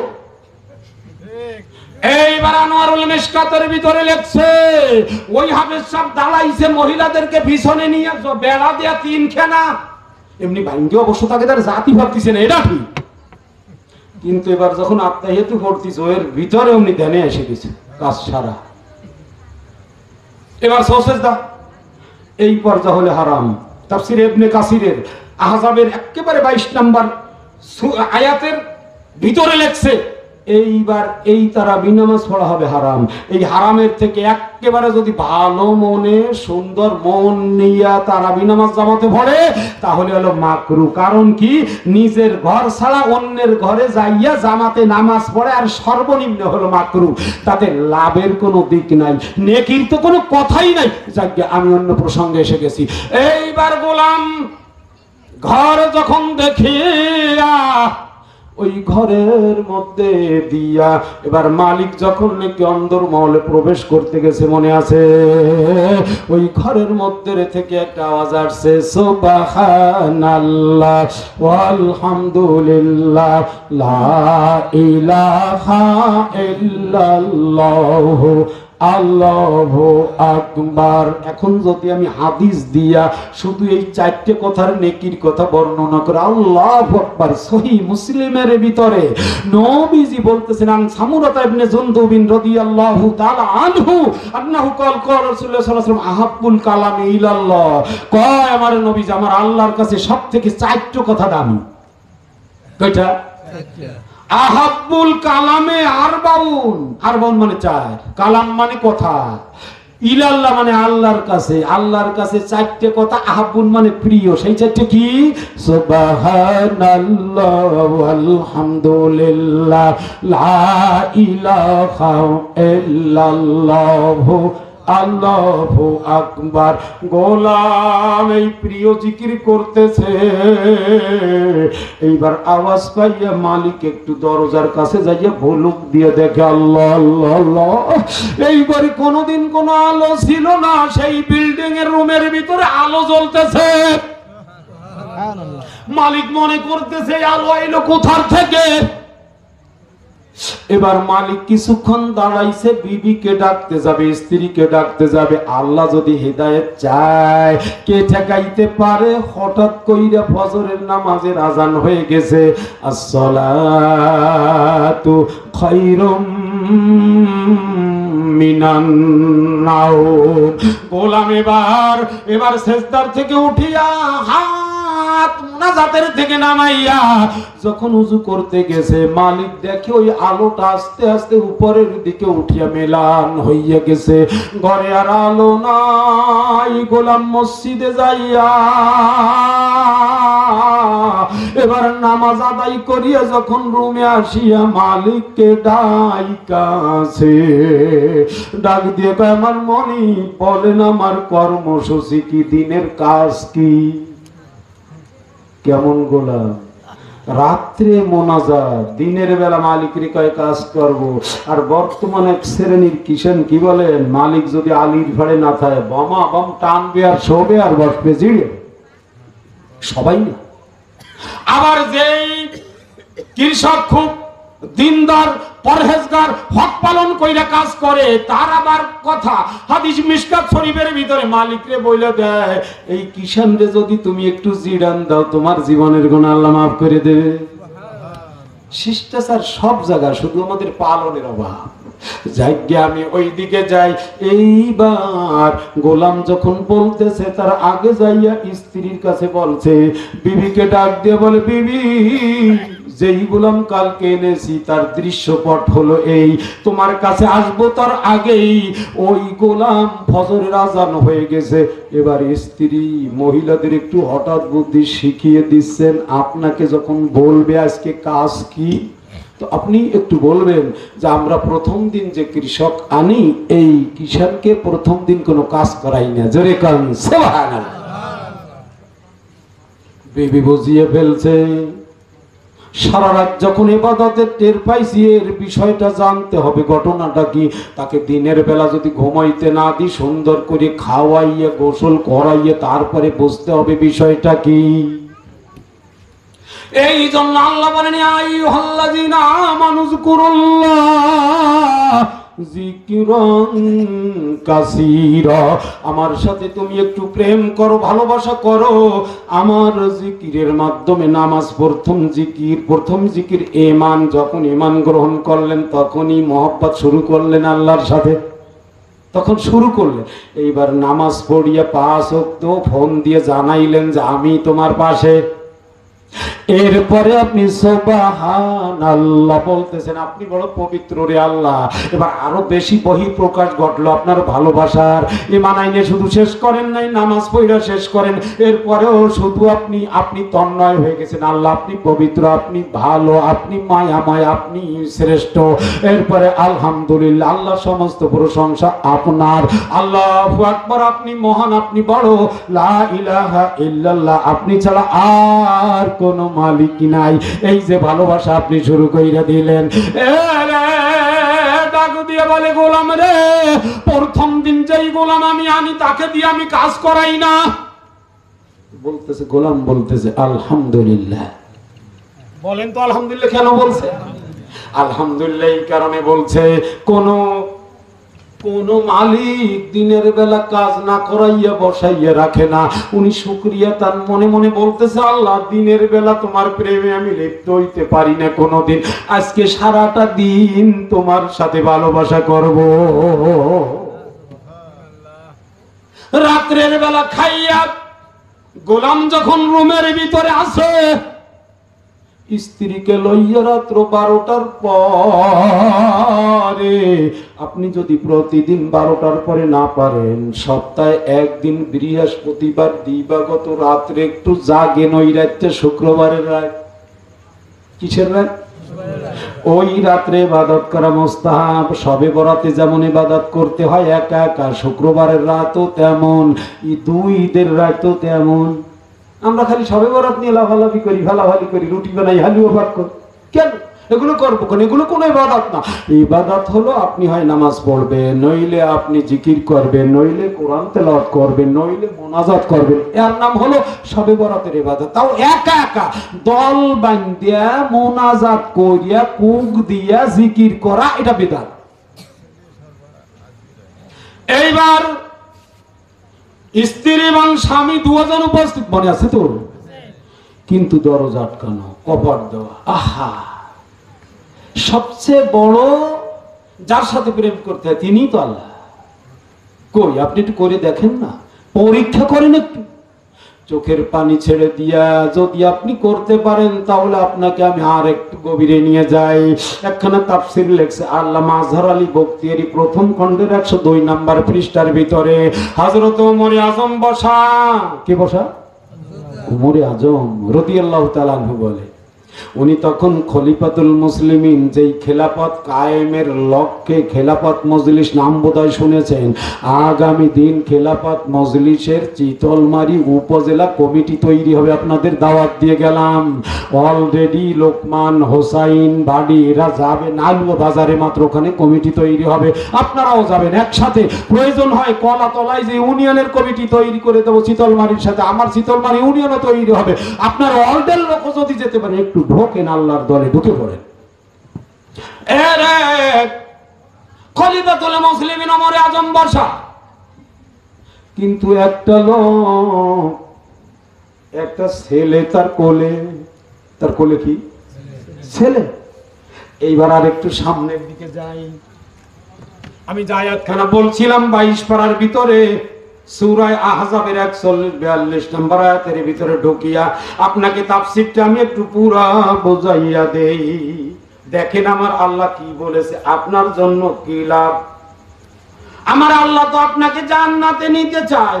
আপনি আর আমি এখনো যদি বসিয়া থাকি, 22 নম্বর পারা, সূরার নাম সূরা আহজাব, 33 নম্বর সূরা, আয়াত চলিয়ে যায় 41-42। এই যে দেখেন এখন কোরআন কি সুবিধা হাতের ভিতরে।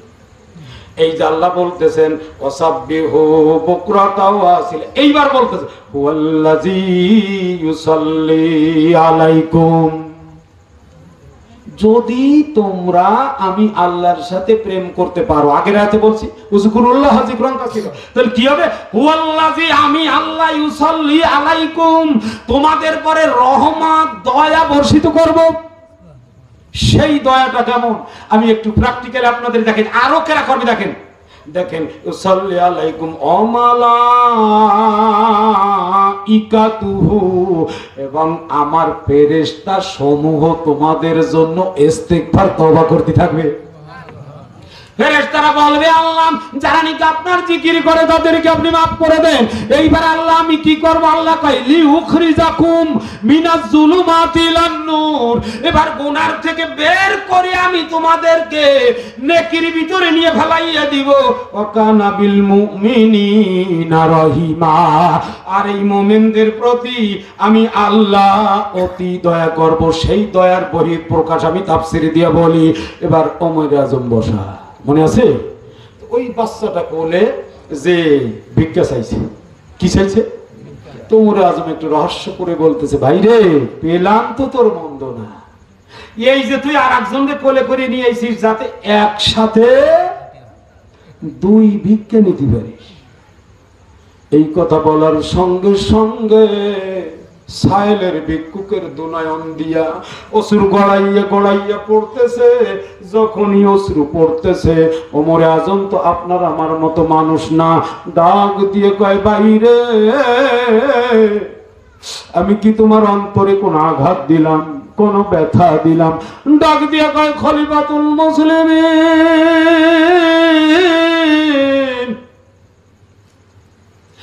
এই বাচ্চাটার রহস্য যদি আপনি জানতেন, এর ঘটনাটা যদি আপনি জানতেন, এই কথা আপনিও বলতেন না, আর আমারও দাঁড়ে দাঁড়ে ঘোরা লাগতো না।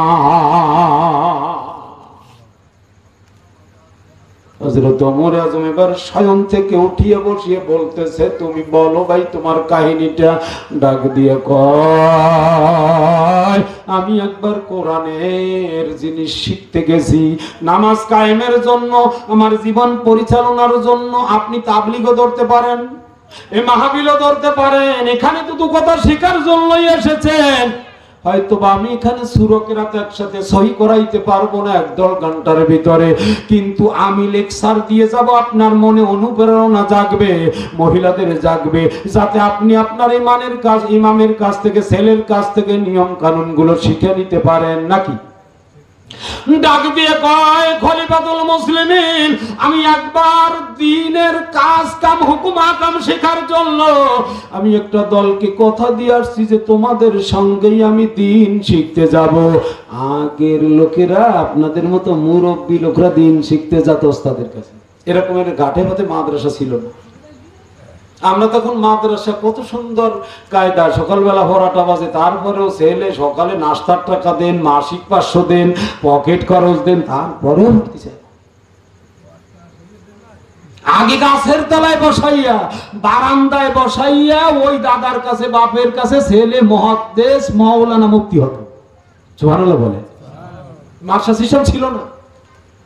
আমার ছোট ছেলেটারে এদিকে স্কুলে পড়ে, এইটা এদিকে দহম শেষ, 2 জামাত শেষ হচ্ছে, 3 জামাত শুরু করব এই রোজা পর্যন্ত।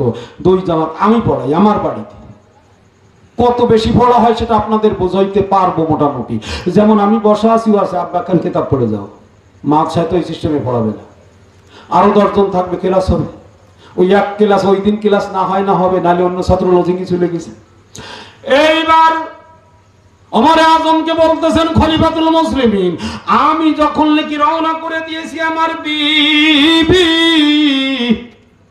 আমার গলা জড়িয়ে ধরে কান্না শুরু করে দিয়েছে, বলতেছে প্রিয়তম, আমার ঘরে কি 5 কেজি চাউল আছে যে আপনি তাই রেখে যাচ্ছেন?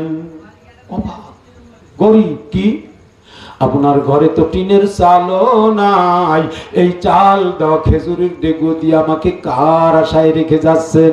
এইবার ডাক দিয়ে কয় বিবি,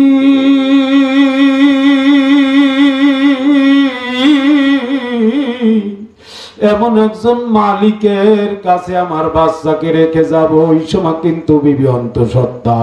এবার বিবি বলতেছে, এই পেটের বাচ্চা কিভাবে কি থাকবে, আপনি কেমন করে যাচ্ছেন? হঠাৎ করে মনে পড়ছে খলিফাতুল মুসলিমিন ওমর আজম। এবার আমার আল্লাহর কাছে আমি বলতেছি, ও আল্লাহ, ও আল্লাহ, এই জন্য আমার আল্লাহ বলছে 25 পারার ভিতরে সূরা হামিম সেজদার 30 নম্বর আয়াতের ভিতরে, ইন্নাল্লাযীনা ক্বালু রব্বুনাল্লাহ, যেই ব্যক্তি বলে যে একমাত্র আমার মালিক কে? কে? গাজীর গীত মালিক না, খানজান আলী মালিক না, ফকির বাবা মালিক না, একমাত্র মালিক কে? আমার উপকার অপকার, খাওয়ান দাওয়ান চলান ফেরান কে করায়? আলু রব্বুনাল্লাহ, একমাত্র আমার রব হলেন আল্লাহ। সুম্মাস্তাকামু, এই কথা মুখ দিয়ে বলিয়া আবার খানজালি চলে যায় না, গাজীর গীতির 2 ফালা মানে না। সুম্মাস্তাকামু, ঠিক ওইভাবে আল্লাহকে আল্লাহ বলছে তো বলছে, সবকিছু আমার আল্লাহ করবে, এই কথা যেই ব্যক্তি বলে, এইবার আল্লাহ বলেন তাতানাজ্জালু আলাইহিমুল মালাইকাতু আল্লা তাখাফু ওয়ালা তাহজানু ওয়া আবশিরু বিল জান্নাতিল্লাতী কুনতুম তুআদুন। এইবার যখন আপনার ইন্তেকাল আসবে, ইন্তেকালের আগে ফেরেশতারা কানের কাছে আইসা ডাক দিয়ে কয়, আল্লাহ তাখাফু, তোমার ভয় নাই, তোমার চিন্তা নাই। স্পষ্ট তাফসীর, যতগুলো তাফসীরের ভিতরে মারেফুল কোরআন, আনোয়ারুল কোরআন, এখানে বলেছে আল্লাহ তাখাফু, ফেরেশতারা কানের কাছে জীবিত থাকা অবস্থায় বলে যে তুমি চলে যাচ্ছ, এই জন্য কোনো চিন্তিত হইয়া না। কারণ কি? কয় দুনিয়ায় তোমার সাথী আমরা ছিলাম, কবরেও তোমার সঙ্গী হইব। এই জন্য কিতাবের ভিতরে লিখেছে, হঠাৎ কইরা আপনাকে যখন কবরে রাখবে, হঠাৎ কইরা 5 জন ফেরেশতা যাদের নূরে চমকাইতে থাকবে, এরা এসে সালাম দিয়ে বলবে, আসসালামু আলাইকুম, কেমন আছেন? কয় তোমরা কারা? কয় আমরা আপনার বন্ধু। জোরে কোন সুবহানাল্লাহ। ডাক দিয়ে বলবে, আমার বন্ধু, আপনি 5 ওয়াক্ত নামাজ পড়তেন না? আমাদের সেই 5 ওয়াক্ত নামাজকে আল্লাহ 5 জন ফেরেশতা রূপী বানাইয়া দিছে, যাতে পৃথিবীতে আপনার ছেলে নিয়ে, মেয়ে নিয়ে, স্ত্রী নিয়ে, পরিবেশ নিয়ে, পাড়া নিয়ে রইছেন, এখানে একা একা আপনার মন ভালো লাগবে না, এই জন্য আমাদের 5 জনকে আপনার কাছে পাঠিয়ে দিছে।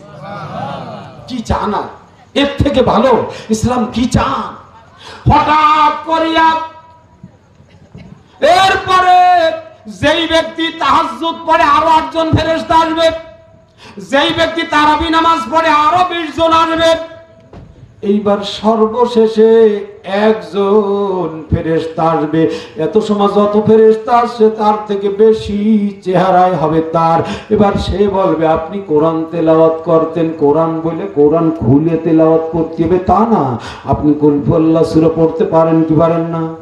পারেন। তাহলে আপনার কুল হুয়াল্লাহ সূরার একখানা হাদিস আমি বুখারীর ভিতরে নিয়ে যাই, তবে এই দিকে একটু কাছায় আসি, ফাই ধরা রয়েছে না, ফাইটা একটু সেরে আসি। গোলাম মনে আছে তো? দ্বিতীয় রজনীতে যখন ঢুকছে, রাত্র 12টার পরে স্বামী আর স্ত্রী দুজন আসিয়া ভূগোল মারিয়া দেখে ভিতরে গত রাত্রের মতো আলো জ্বলতেছে, তেজস্বময় আলো জ্বলতেছে, দরজায় কপাট লাগানো। এইবার বুলুক মারিয়া দেখে আমার ওই গোলাম উপরের দিকে হাত জাগাইয়া মালিকের কাছে কি যেন বলতেছে, ইলাহি রহম কুন বড় মাহামা। আল্লাহ, ইলাহি রহম কুন বড় মাহামা, আবু কুঞ্জুম লাগনা এই মাহামাজি যে জুরমু হাকর দাবাসে নিস্তে মারা গর তু দে গর কাছে গরবা খানি और বারানি বান্দায়ে हर से हुकुम तस्तो जंग कर संदाए सुनादाराम दर्द आलम जुस्तो कास हम তুমি বাসি মেরা ফরিয়াদে রস। ওই গোলাম ডেকে বলে, মালিক আপনি ছাড়া আমার আর কোনো যাইবার জায়গা না। এই কাজের কাজই তো আর ওই দুনিয়ার মনিব না, সে তো মদ খায় আর আড্ডা মিলায়। এবার গোলামের এই কণ্ঠ শুনিয়ে, কাকুতি মিনতি শুনিয়ে চোখ দিয়ে অশ্রু প্রবাহিত হইয়া বক্ষ সিক্ত হয়ে যাইতেছে। স্ত্রী কাঁদতেছে আর বলতেছে, প্রিয়তম এই ঘর জিন্দেগানিতেও তো কি করি নাই, আলোবাতি লাগাই নাই, এই আলো জ্বলতেছে কোথার থেকে? গোলাম তার মালিকের কাছে কাঁদতেছে, সেই মালিক বা কোন জায়গা? এবার আমি একটু পরীক্ষা কইরা দেখি আসি, আপনি দরজার কাছে থাকেন আর আমি ছাদের পরে উঠিয়া দেখি, যেহেতু তো ছাদ দেওয়া, আলো আসলো কোথার থেকে? স্ত্রী ছাদের পরে উঠেছে। আল্লামা কালওয়ি রাহিমাহুল্লাহ তাআলা বলেন, ছাদের পরে উঠিয়া বিবি কিং কর্তব্য বিমূঢ় হয়ে দাঁড়িয়ে আছে, বিস্মিত নজরে ভাষা হারায় ফেলেছে। দেখে ওই ঘরের ছাদ ফাটিয়া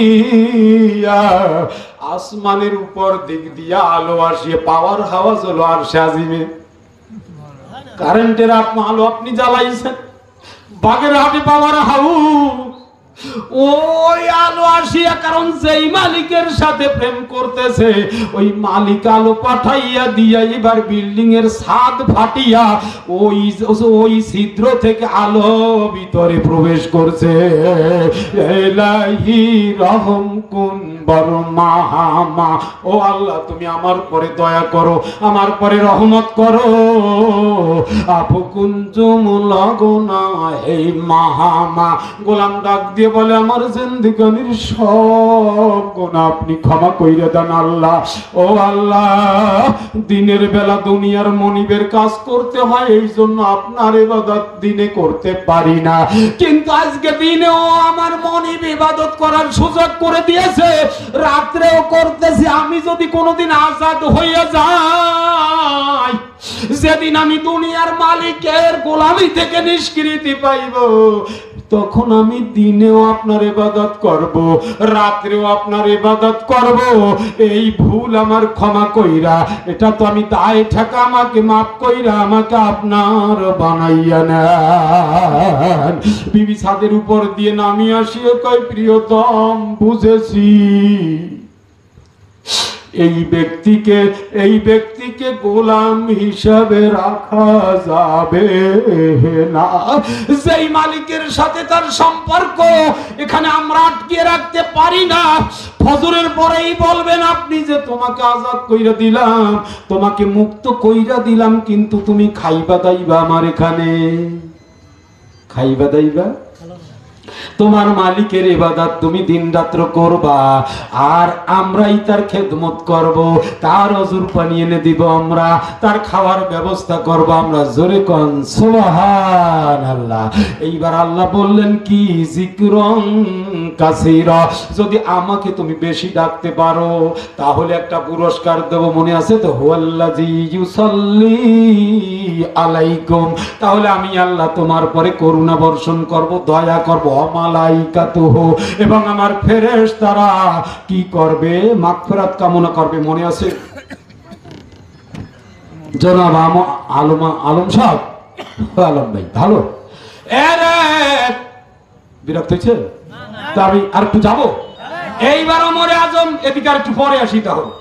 ও বেঁচে গেছে অনেক, প্রায় 11টা বাজতে 13 মিনিট বাকি আছে, তাহলে আর একটু বাজবে। আপনারা রাজি? একটু দেখান হাত জাগাইয়া। আলহামদুলিল্লাহ। তাহলে যদি আমি বুঝতেছি আপনার মনের পরে কোরআন আর হাদিস ভালো লাগতেছে, তো ভালো যদি লেগেই থাকে, তাহলে যে কথাটা বলতে গেছিলাম, এখানে প্রতি বছর মাহফিল হলে আপনারা খুশি? তাহলে আমি এখানে হাদিস বলতে গেছিলাম, কিন্তু মনে আছে ওই যে আবু বকর সাপরে মারতে গেছে, সাপ ডাক দিয়ে কয়, আমাকে মারতে গেইলা কেন? কয়, তুমি কেন দুনিয়ায় বৈশাই মুর্দাকে আঘাত করতে আসছো? আমরা না শুনেছি 99টা সাপ আসবে কোন জায়গা? গুনাহগারের কবরে। কিন্তু তুমি দুনিয়ায় থাকা অবস্থায়, কয় এই ব্যক্তি বড় বড় 3টে গুনাহ করতো, মনে আছে না? 1 নম্বরে নামাজ পড়তো না, 2 নম্বরে যেখানে ওয়াজ হতো, কোরআনের বয়ান হতো, ওই কোরআনের বয়ানের বিরোধিতা করতো, যাতে ওয়াজ না হয়, টাকা যাতে না দেয়া লাগে, মাতুব্বরি যাতে করি একটা নন্ডগন্ড বাদাইয়া, যাতে ওই ওয়াজটা না হয়। আর 3 নাম্বার হলো, এই ব্যক্তি কোন ইসলামের কাজে খরচ করতো না, যাকাত দিত না, ওয়াজ মাহফিলে টাকা দিত না, মাদ্রাসায় দিত না, মসজিদে দিত না। এই 3টে বড় বড় গুনার কারণে তাকে আমি দংশন করতে থাকবো রে আবু বকর সিদ্দিক। বোঝা গেল? আমার লাভ হোক আর না হোক, লসে যেন না। সব গ্রামে আছে, খালি আপনার এখানে তো নাই, তাহলে তোর বাড়ির ভিতরে হতে পারতো না। তাহলে আপনাদের কাছ থেকে আমি স্বীকৃতি নিই, বলেন আগামী বছর আবার যদি ঈদের 2-3 দিন পরে, আজকে যে 2-3 দিন পরে ঈদ গেছে সোমবার, আজকে কি বার? মঙ্গল, বুধ, বৃহস্পতি, শুক্র, 4 দিন। ঠিক আগামী বছর আবার এই 4 দিনের দিন এখানে ওয়াজ হবে। আপনারা রাজি? তাহলে হাত জায়গায় দেখান, আজকে তারিখ ঠিক দিয়ে গেলাম। হুসাইন কই? হুসাইন, হুসাইন আছো? তোমার এই আমার সব ভাইরে সবাই রাজি? মহিলারা হাত জাগাইয়ে দেখাও, আজকে এইখানে আগামী বছর আবার ওয়াজ মাহফিল হবে।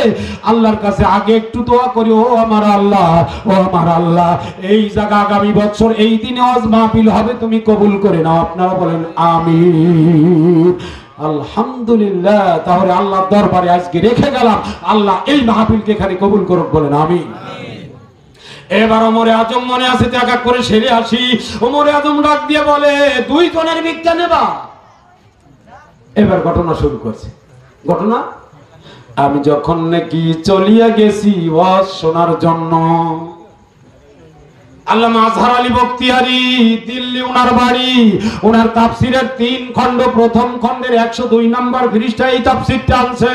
এইবার ওমরে আজম ডাক দিয়া বলে, বলো বলো, ডাক দিয়ে কয়, খলিফাতুল মুসলিমিন, এবার আমি আল্লাহর কাছে দোয়া করিয়া, মোনাজাত করিয়া এই বাচ্চাকে আমার আল্লাহর কাছে আমানত রাখিয়া ওয়াজে চলে গেছি।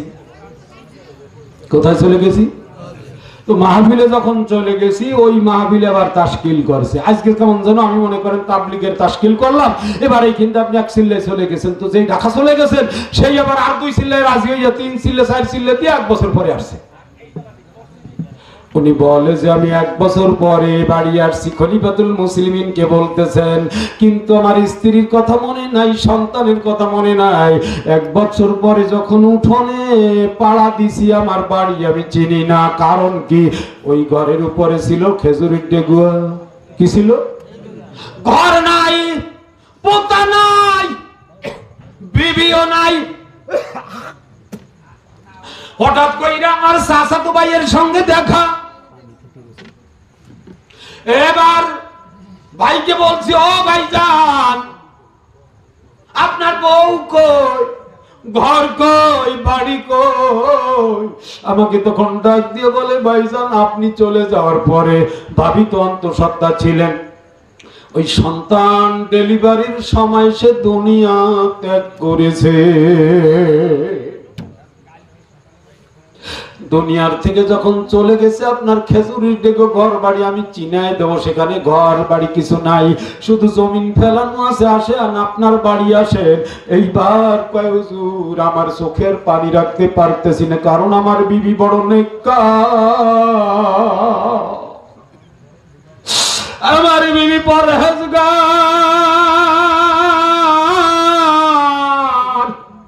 কোনদিন নামাজ ছাড়ে নাই, কোনদিন আমার খেদমতের ত্রুটি করে নাই। আগে একটু আমি তার কবর থেকে আসি। কয়, না না না, কবরে যাওয়া যাবে না। ওই দেখেন, ওই যে কবরে প্রত্যেক দিন সন্ধ্যার পরে ওই দেখেন আগুন জ্বলতেছে, আমরা কেউ ভয়তে ওখানে যাই না, হয়তো বা তার কবরে বোধহয় শাস্তি হইতেছে। ডাক দিয়ে কয়, খলিফাতুল মুসলিমিন, আমি খাইয়ে দাইয়া শুইছি ঠিকই, কিন্তু আমার মনকে বুঝাইতে পারি না। লা ইলাহা ইল্লাল্লাহ, লা ইলাহা ইল্লাল্লাহ,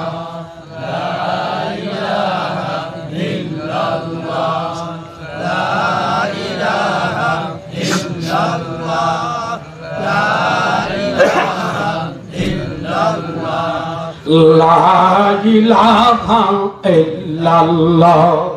লা ইলাহা ইল্লাল্লাহ, লা ইলাহা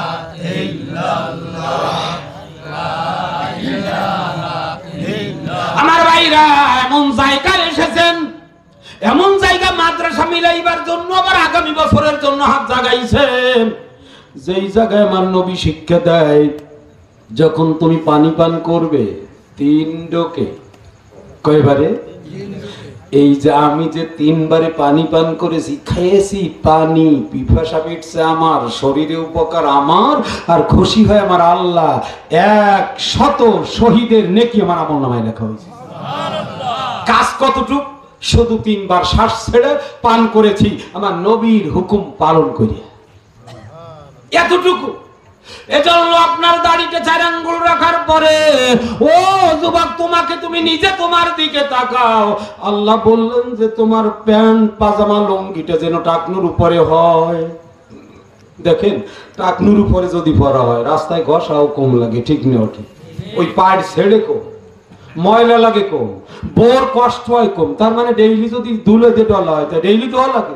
এর থেকে ভালো ইসলাম আপনি কোথায় গেলে পাবেন?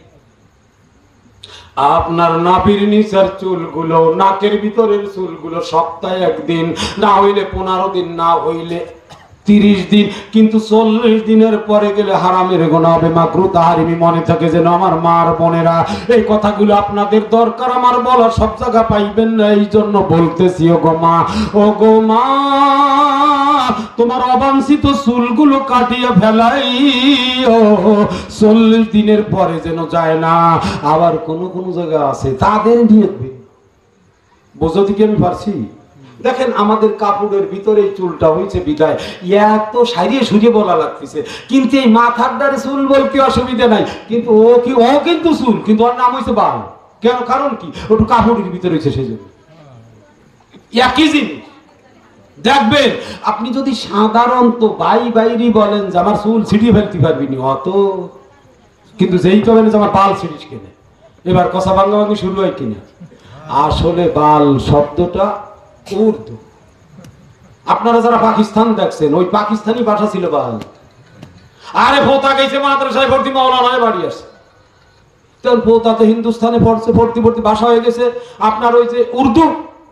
দাদির মাথার চুল সাদা দেখেই বলে বলতেছে দাদি কা সারকা বাল পাক গিয়ে। কি হলো? দাদি কইছে বাল বাল কয়, ওরে ভালো পেলাম ভর্তি, টুপি কেনা টাকা দি, ওরে খাওয়ার টাকা দি, ওই বাড়ি এসে বাল বাল কয়, মানে বাল মানে যে চুল, আর অভ্যাস হয়ে গেছে। আসলে ভাষাটা খারাপ ছিল না, কিন্তু আমাদের কাছে, এই জন্য আমি বলতেছি আমাদের যে চুলগুলো আছে অবাঞ্ছিত চুল যেটাকে বলে, যেটা 40 দিনের পরে আর রাখা যায়, অর্থাৎ গভীরের ভিতরের, নাকের ভিতরের, তারপরে আপনার বগলের লোম, এগুলো সুন্দর করবেন। চুল যদি বাবরি রাখতে পারেন, দাড়ি হওয়ার পরে বাবরি, এই যে বাবরি রাখার জন্য নিয়ত করছি, কিন্তু কিছুদিন গেলে সে মাথা আমার চুলকায়, এবার দেই দোয়া করেন দেই পারি নাকি, কেবল একটু হইছে দেখি। একবারও যদি বাবরি রাখতে পারি, কান বাবরি অথবা কাঁধ বাবরি অথবা এই 3 প্রকার হলো বাবরি রাখা সুন্নত, এই বাবরি যদি একবার রাখতে পারি তাহলে একটা সুন্নত আদায় হয়ে যাবে। এটা হলো আসল সুন্নত। আর পুরো একেবারে নেড়ে, যেটা নেড়ে বলেন, কামানু বলেন, সাসা বলেন, এটাও সুন্নত, কিন্তু এটা সাহাবাদের সুন্নত। এটা হলে বাবরির থেকে নিচের সুন্নত। হযরত আলী রাদিয়াল্লাহু তাআলা আনহু হলো শাস্তের, বুঝতে পারছি। আর বাবরি রাখা হলো মূল সুন্নত। জোরে কোন আলহামদুলিল্লাহ। এইবার কত দূর জানু গেছি, ওমরে আজম মনে আছে তো? মনে আছে? ওমরে আজম ও খলিফাতুল মুসলিমিন, ওই অগ্নির কথা যখন বলছে, আমাকে যখন শোয়াইয়া দিছে, চাচাতো ভাইয়ের কথা আমার মাথায় নিতে পারতেছি না। কারণ কি? আমার স্ত্রীর কবর তো আগুন জ্বলার কথা না, কারণ আমার স্ত্রী আমার মুখের কথা মুখে থাকতে পালন করতো। জিন্দেগানিতে কোনোদিন আমাকে আমার বিবি কষ্ট দেয় নাই। কি দেয় নাই? আপনাদের দিক মহিলাগুলো তো এইরকমের। এই জন্য আমার নবীর একখানা হাদিস আমি পড়বো নাকি? আনাস রাদিয়াল্লাহু তাআলা আনহু قال قال رسول الله صلى الله عليه وسلم المرأة إذا صلت خمسها, মহিলারা যখন নাকি 4টি কাজ করতে পারবে। মহিলাদের কয়টা?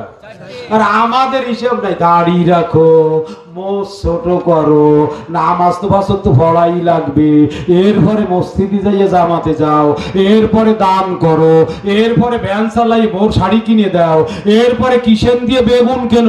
কিন্তু মহিলাদের কাজ ছেড়ে চাই মাত্র কয়টা?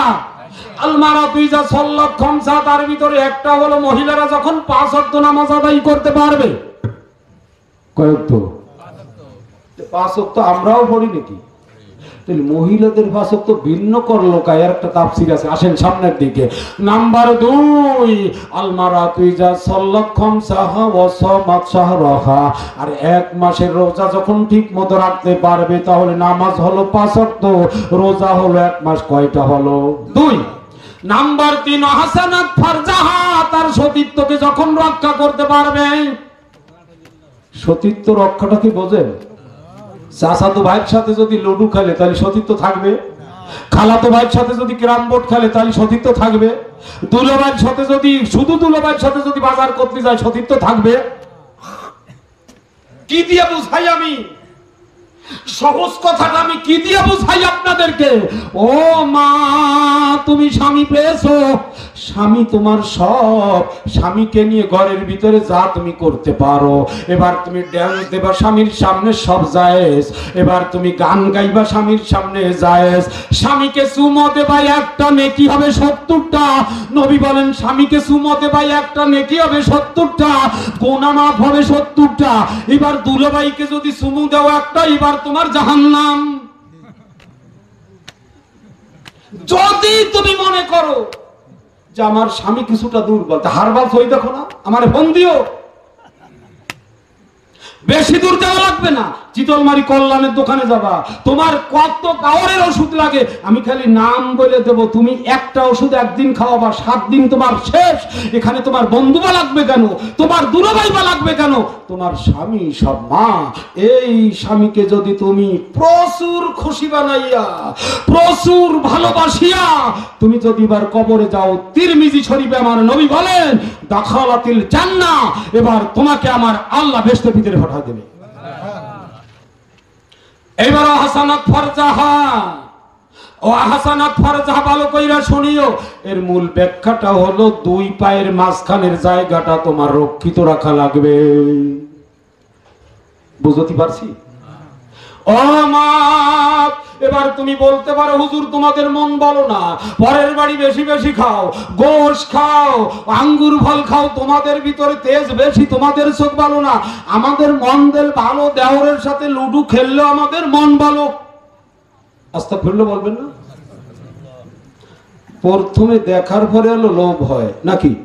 আমি আপনাকে সাপোজ আপনার ব্রেনে ধরার, মসজিদে যাচ্ছেন, আপনি 5 ওয়াক্ত নামাজ পড়েন, তাহাজ্জুদ পড়েন, মসজিদে জামাতে যাওয়ার সময় দেখেন এক বড়ি স্বর্ণ চকচক করতেছে পথে। কি করতেছে?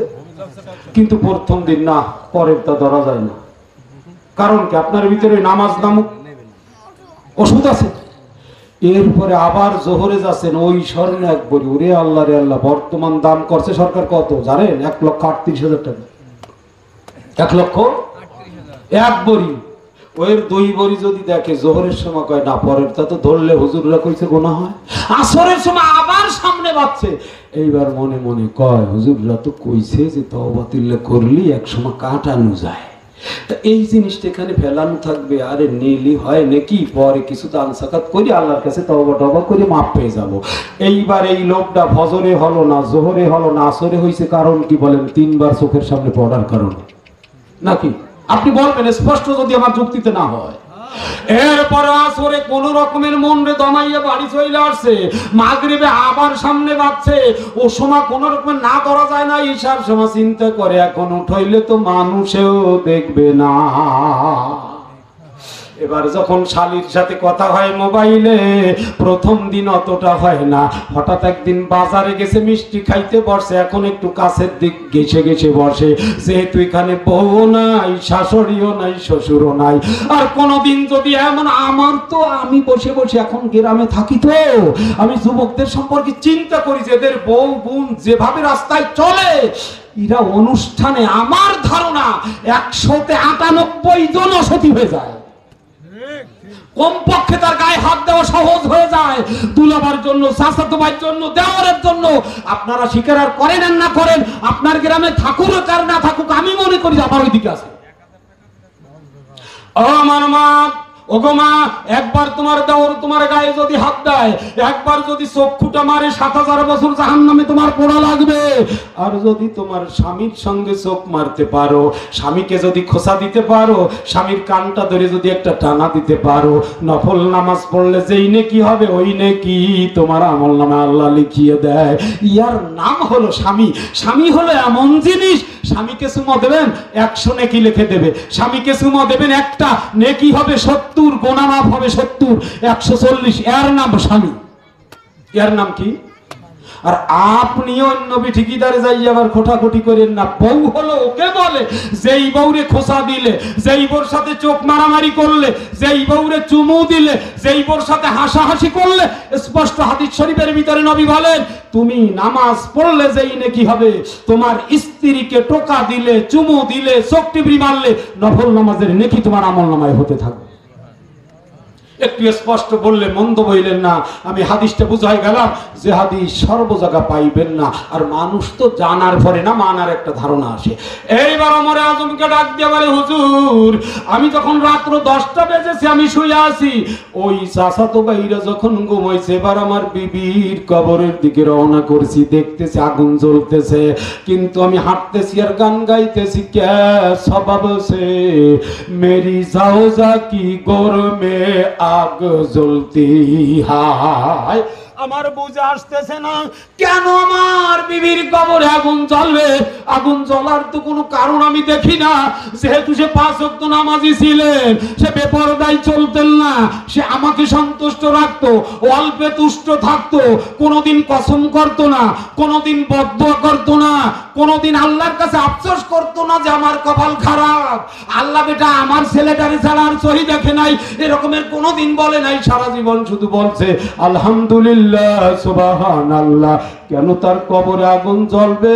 ও খলিফাতুল মুসলিমিন ওমরে আজম, আমি হাঁটতে হাঁটতে যখন কবরের কাছে গেছি,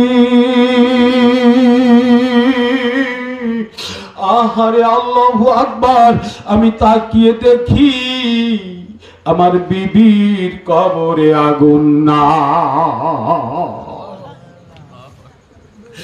ওই আলো আকাশের দিক দিয়ে আসি আমার বিবির কবর আলোকময় করছে। এইবার আমি আশ্চর্য হইয়া যখন তাকিয়ে রইছি, আসমান থেকে একটা আওয়াজ আসছে, ও আমার বান্দা আব্দুল্লাহ উনজুর, কবরের ভিতরে আরো নজর করিয়া তুমি আরো আশ্চর্য জিনিস দেখতে পারবা। এইবার আমি যখন কবরের ভিতরে নজর কইরা দেখি,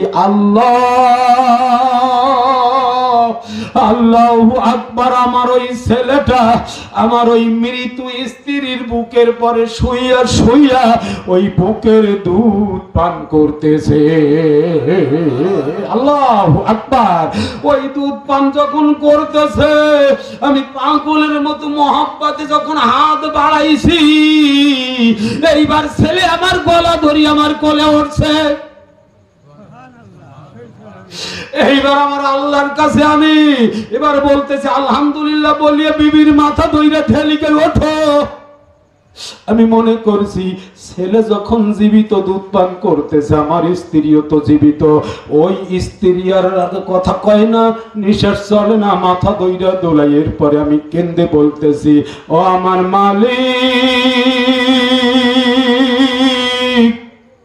এই সন্তানকে তুমি জীবিত রাখতে পারলা, তার মাকে কি তুমি জীবিত রাখতে পারলা না? এবার মালিকের পক্ষ থেকে গায়েবী আওয়াজ এসে গেছে, এ আমার বান্দারে, মনে কইরা দেখ, তুই যখন দোয়া করছিলি তখন এই বাচ্চার মায়ের কথা বলিস নাই। তখন তুই বলছিস আল্লাহ আমার এই বাচ্চাকে আপনি ইবাদত করিয়েন, আমার এই গর্ভস্থ তো বাচ্চা আপনার হাতে রেখে গেলাম। সেই দিন যদি তার মায়ের কথা বলতি, আমি আল্লাহ তার মাকেও জীবিত রাখতাম। ওই মরা মায়ের দুধ পান করাই আমি আল্লাহ কুদরতি শক্তিতে তোর ছেলেকে যখন জীবিত রাখছি, এই সন্তানকে তুই কোলে নিয়া মদিনার অলিতে গলিতে ঘুরবি আর এই নিদর্শনের কথাগুলো মানুষের কানে পৌঁছাইয়া দিবি। ওমরে আজম খলিফাতুল মুসলিমিন, এই জন্য আমি ভিক্ষা করতে আসি নাই হুজুর, আমি এই সন্তানের রহস্যের কথা অলিতে গলিতে বলিতে আসছি। এই জন্য আল্লাহ বলছেন, তুমি যদি আমার জিকির বেশি করতে পারো, ওয়াল্লাযী ইউসাল্লি আলাইকুম ওয়া মালাইকাতুহু লিউখরিজাকুম মিনাজ যুলুমাতি ইলান নূর। এবার কি আমি বোঝাইতে পারছি? দুনিয়ার আগুন যদি হারাম বানাইয়া ওই বাচ্চাকে যদি জীবিত রাখতে পারেন, আপনার আমলটা যদি আল্লাহর জন্য হয়, জাহান্নামের আগুন হারাম বানাইয়া এবার আপনাকে ওই আল্লাহ জান্নাতে দিতে পারবেন কি পারবেন না? তাহলে রাত্র 11টার বেশি। এবার শুধু আমি আপনাদের মাঝে বলতে চাই, মহিলাদের আর একটা কাজ আছে। 4টে বলছিলাম। 1 নম্বরে 5 ওয়াক্ত নামাজ, 2 নম্বরে 1 মাস রোজা, 3 নম্বরে তার সতীত্ব রক্ষা করা, আর 4 নম্বরটা বাকি আছে। নবী বলেন, ওয়া আতাদ বালাহা, তোমার স্বামীর পুরাপুরি খেদমত, যেই খেদমত করলে স্বামী রাজি থাকে। কয়টা? 4টা। এই 4টি কাজ যদি তুমি করতে পারো গো মা, এবার নবী বলেন, বিশ্ব নবী বলেন, ফাল তাদখুল, জোরে কোন আলহামদুলিল্লাহ, ফাল তাদখুল, এবার তোমাকে প্রবেশ করানো হবে মিন আবওয়াবিল জান্নাতি শাআত, জান্নাতের 8টা দরজা আমার আল্লাহ খুলিয়া দেবে। এই মহিলাগুলো যেই দরজা দিয়ে ইচ্ছা ওই দরজা দিয়ে জান্নাতে প্রবেশ করিতে পারিবে। আল্লাহ সুবহানাহু ওয়া তাআলা রোজা চলে গেছে, বিদায় নেছে, নামাজ কিন্তু বিদায় নেয়। তারাবির 20 রাকাত নামাজ বিদায় নেছে, 5 ওয়াক্তের নামাজ বিদায় নেয়। মনে যেন থাকে আমার যুবকদের, আল্লাহ রাব্বুল আলামিন আমাদের এই নামাজ, রোজা, হজ, যাকাত, পরহিংসা, কারো পরে হিংসা করবেন না, কারো পরে অহংকার করবেন না, কারো জমি ঠেলে খেতে চেষ্টা করবেন না, কারো হক মারবেন না, স্ত্রীকে ভালোবাসবেন, স্ত্রীর যে হক স্ত্রীর প্রতি রাখবেন, মায়ের যে হক মায়ের পরে রাখবেন, আব্বার যে যত্ন আব্বার দিকে রাখবেন, শ্বশুরের যত্ন শ্বশুরের দিকে রাখবেন। প্রত্যেকটা সেকশন তো আল্লাহ ভাগ করে দিয়েছে, রাসূল ভাগ করে দিয়েছে। কি বলেন? স্ত্রীকেও ভালোবাসা যাবে, শ্বশুরকেও যত্ন করা যাবে, আব্বা যেরকমের পাবে সেরকমের করতে হবে, মা যেরকমের পাবে সেরকমের করতে হবে। আইল ঠেলা যাবে না, পরের টাকা মাইর দেওয়া যাবে না, দোকান দিয়ে বাকি এনে মারা যাবে না, ওটা মনে করে দিতে হবে। ইয়ার নাম হলো একজন মুসলমান। এবার মুসলমানের পরিচয় পেয়েছি। আল্লাহ তাবারক ওয়া তাআলা আগামী বছরে আবার আপনারা মাহফিল দিলেন, এই তারিখে এখানে মাহফিল হবে। আল্লাহ পাক কবুল করিয়া যদি আমাকে আল্লাহ বাঁচিয়ে রাখেন, আর যদি হুসাইন আহমদ মনে করায় দেয়, আপনারা মনে করায় দেয়, আল্লাহ যেন আবারও আমাকে আপনাদের মাঝে আনে, বলেন আল্লাহুম্মা আমিন। এবার আপনাদেরকে নিয়ে আমি ছোট্ট একটা দোয়া করব। এই দোয়ার পরে, কারণ কে কখন চলে যাবে, আজকে এখানে আছি, এই খৈরুলকে হয়তো আপনি কয়েকদিন পরে ফোন দিয়ে দেখবে যে শেয়ার নাই, বাসার থেকে হয়তো বলবে, ও সাইন তোমার সে ভালোবাসার হুজুর নাই, তার মোবাইলটা পড়ে রয়েছে, তার নাম্বারটাও আছে, সে নাই। হতে পারে কি পারে না? আপনারা দোয়া করবেন।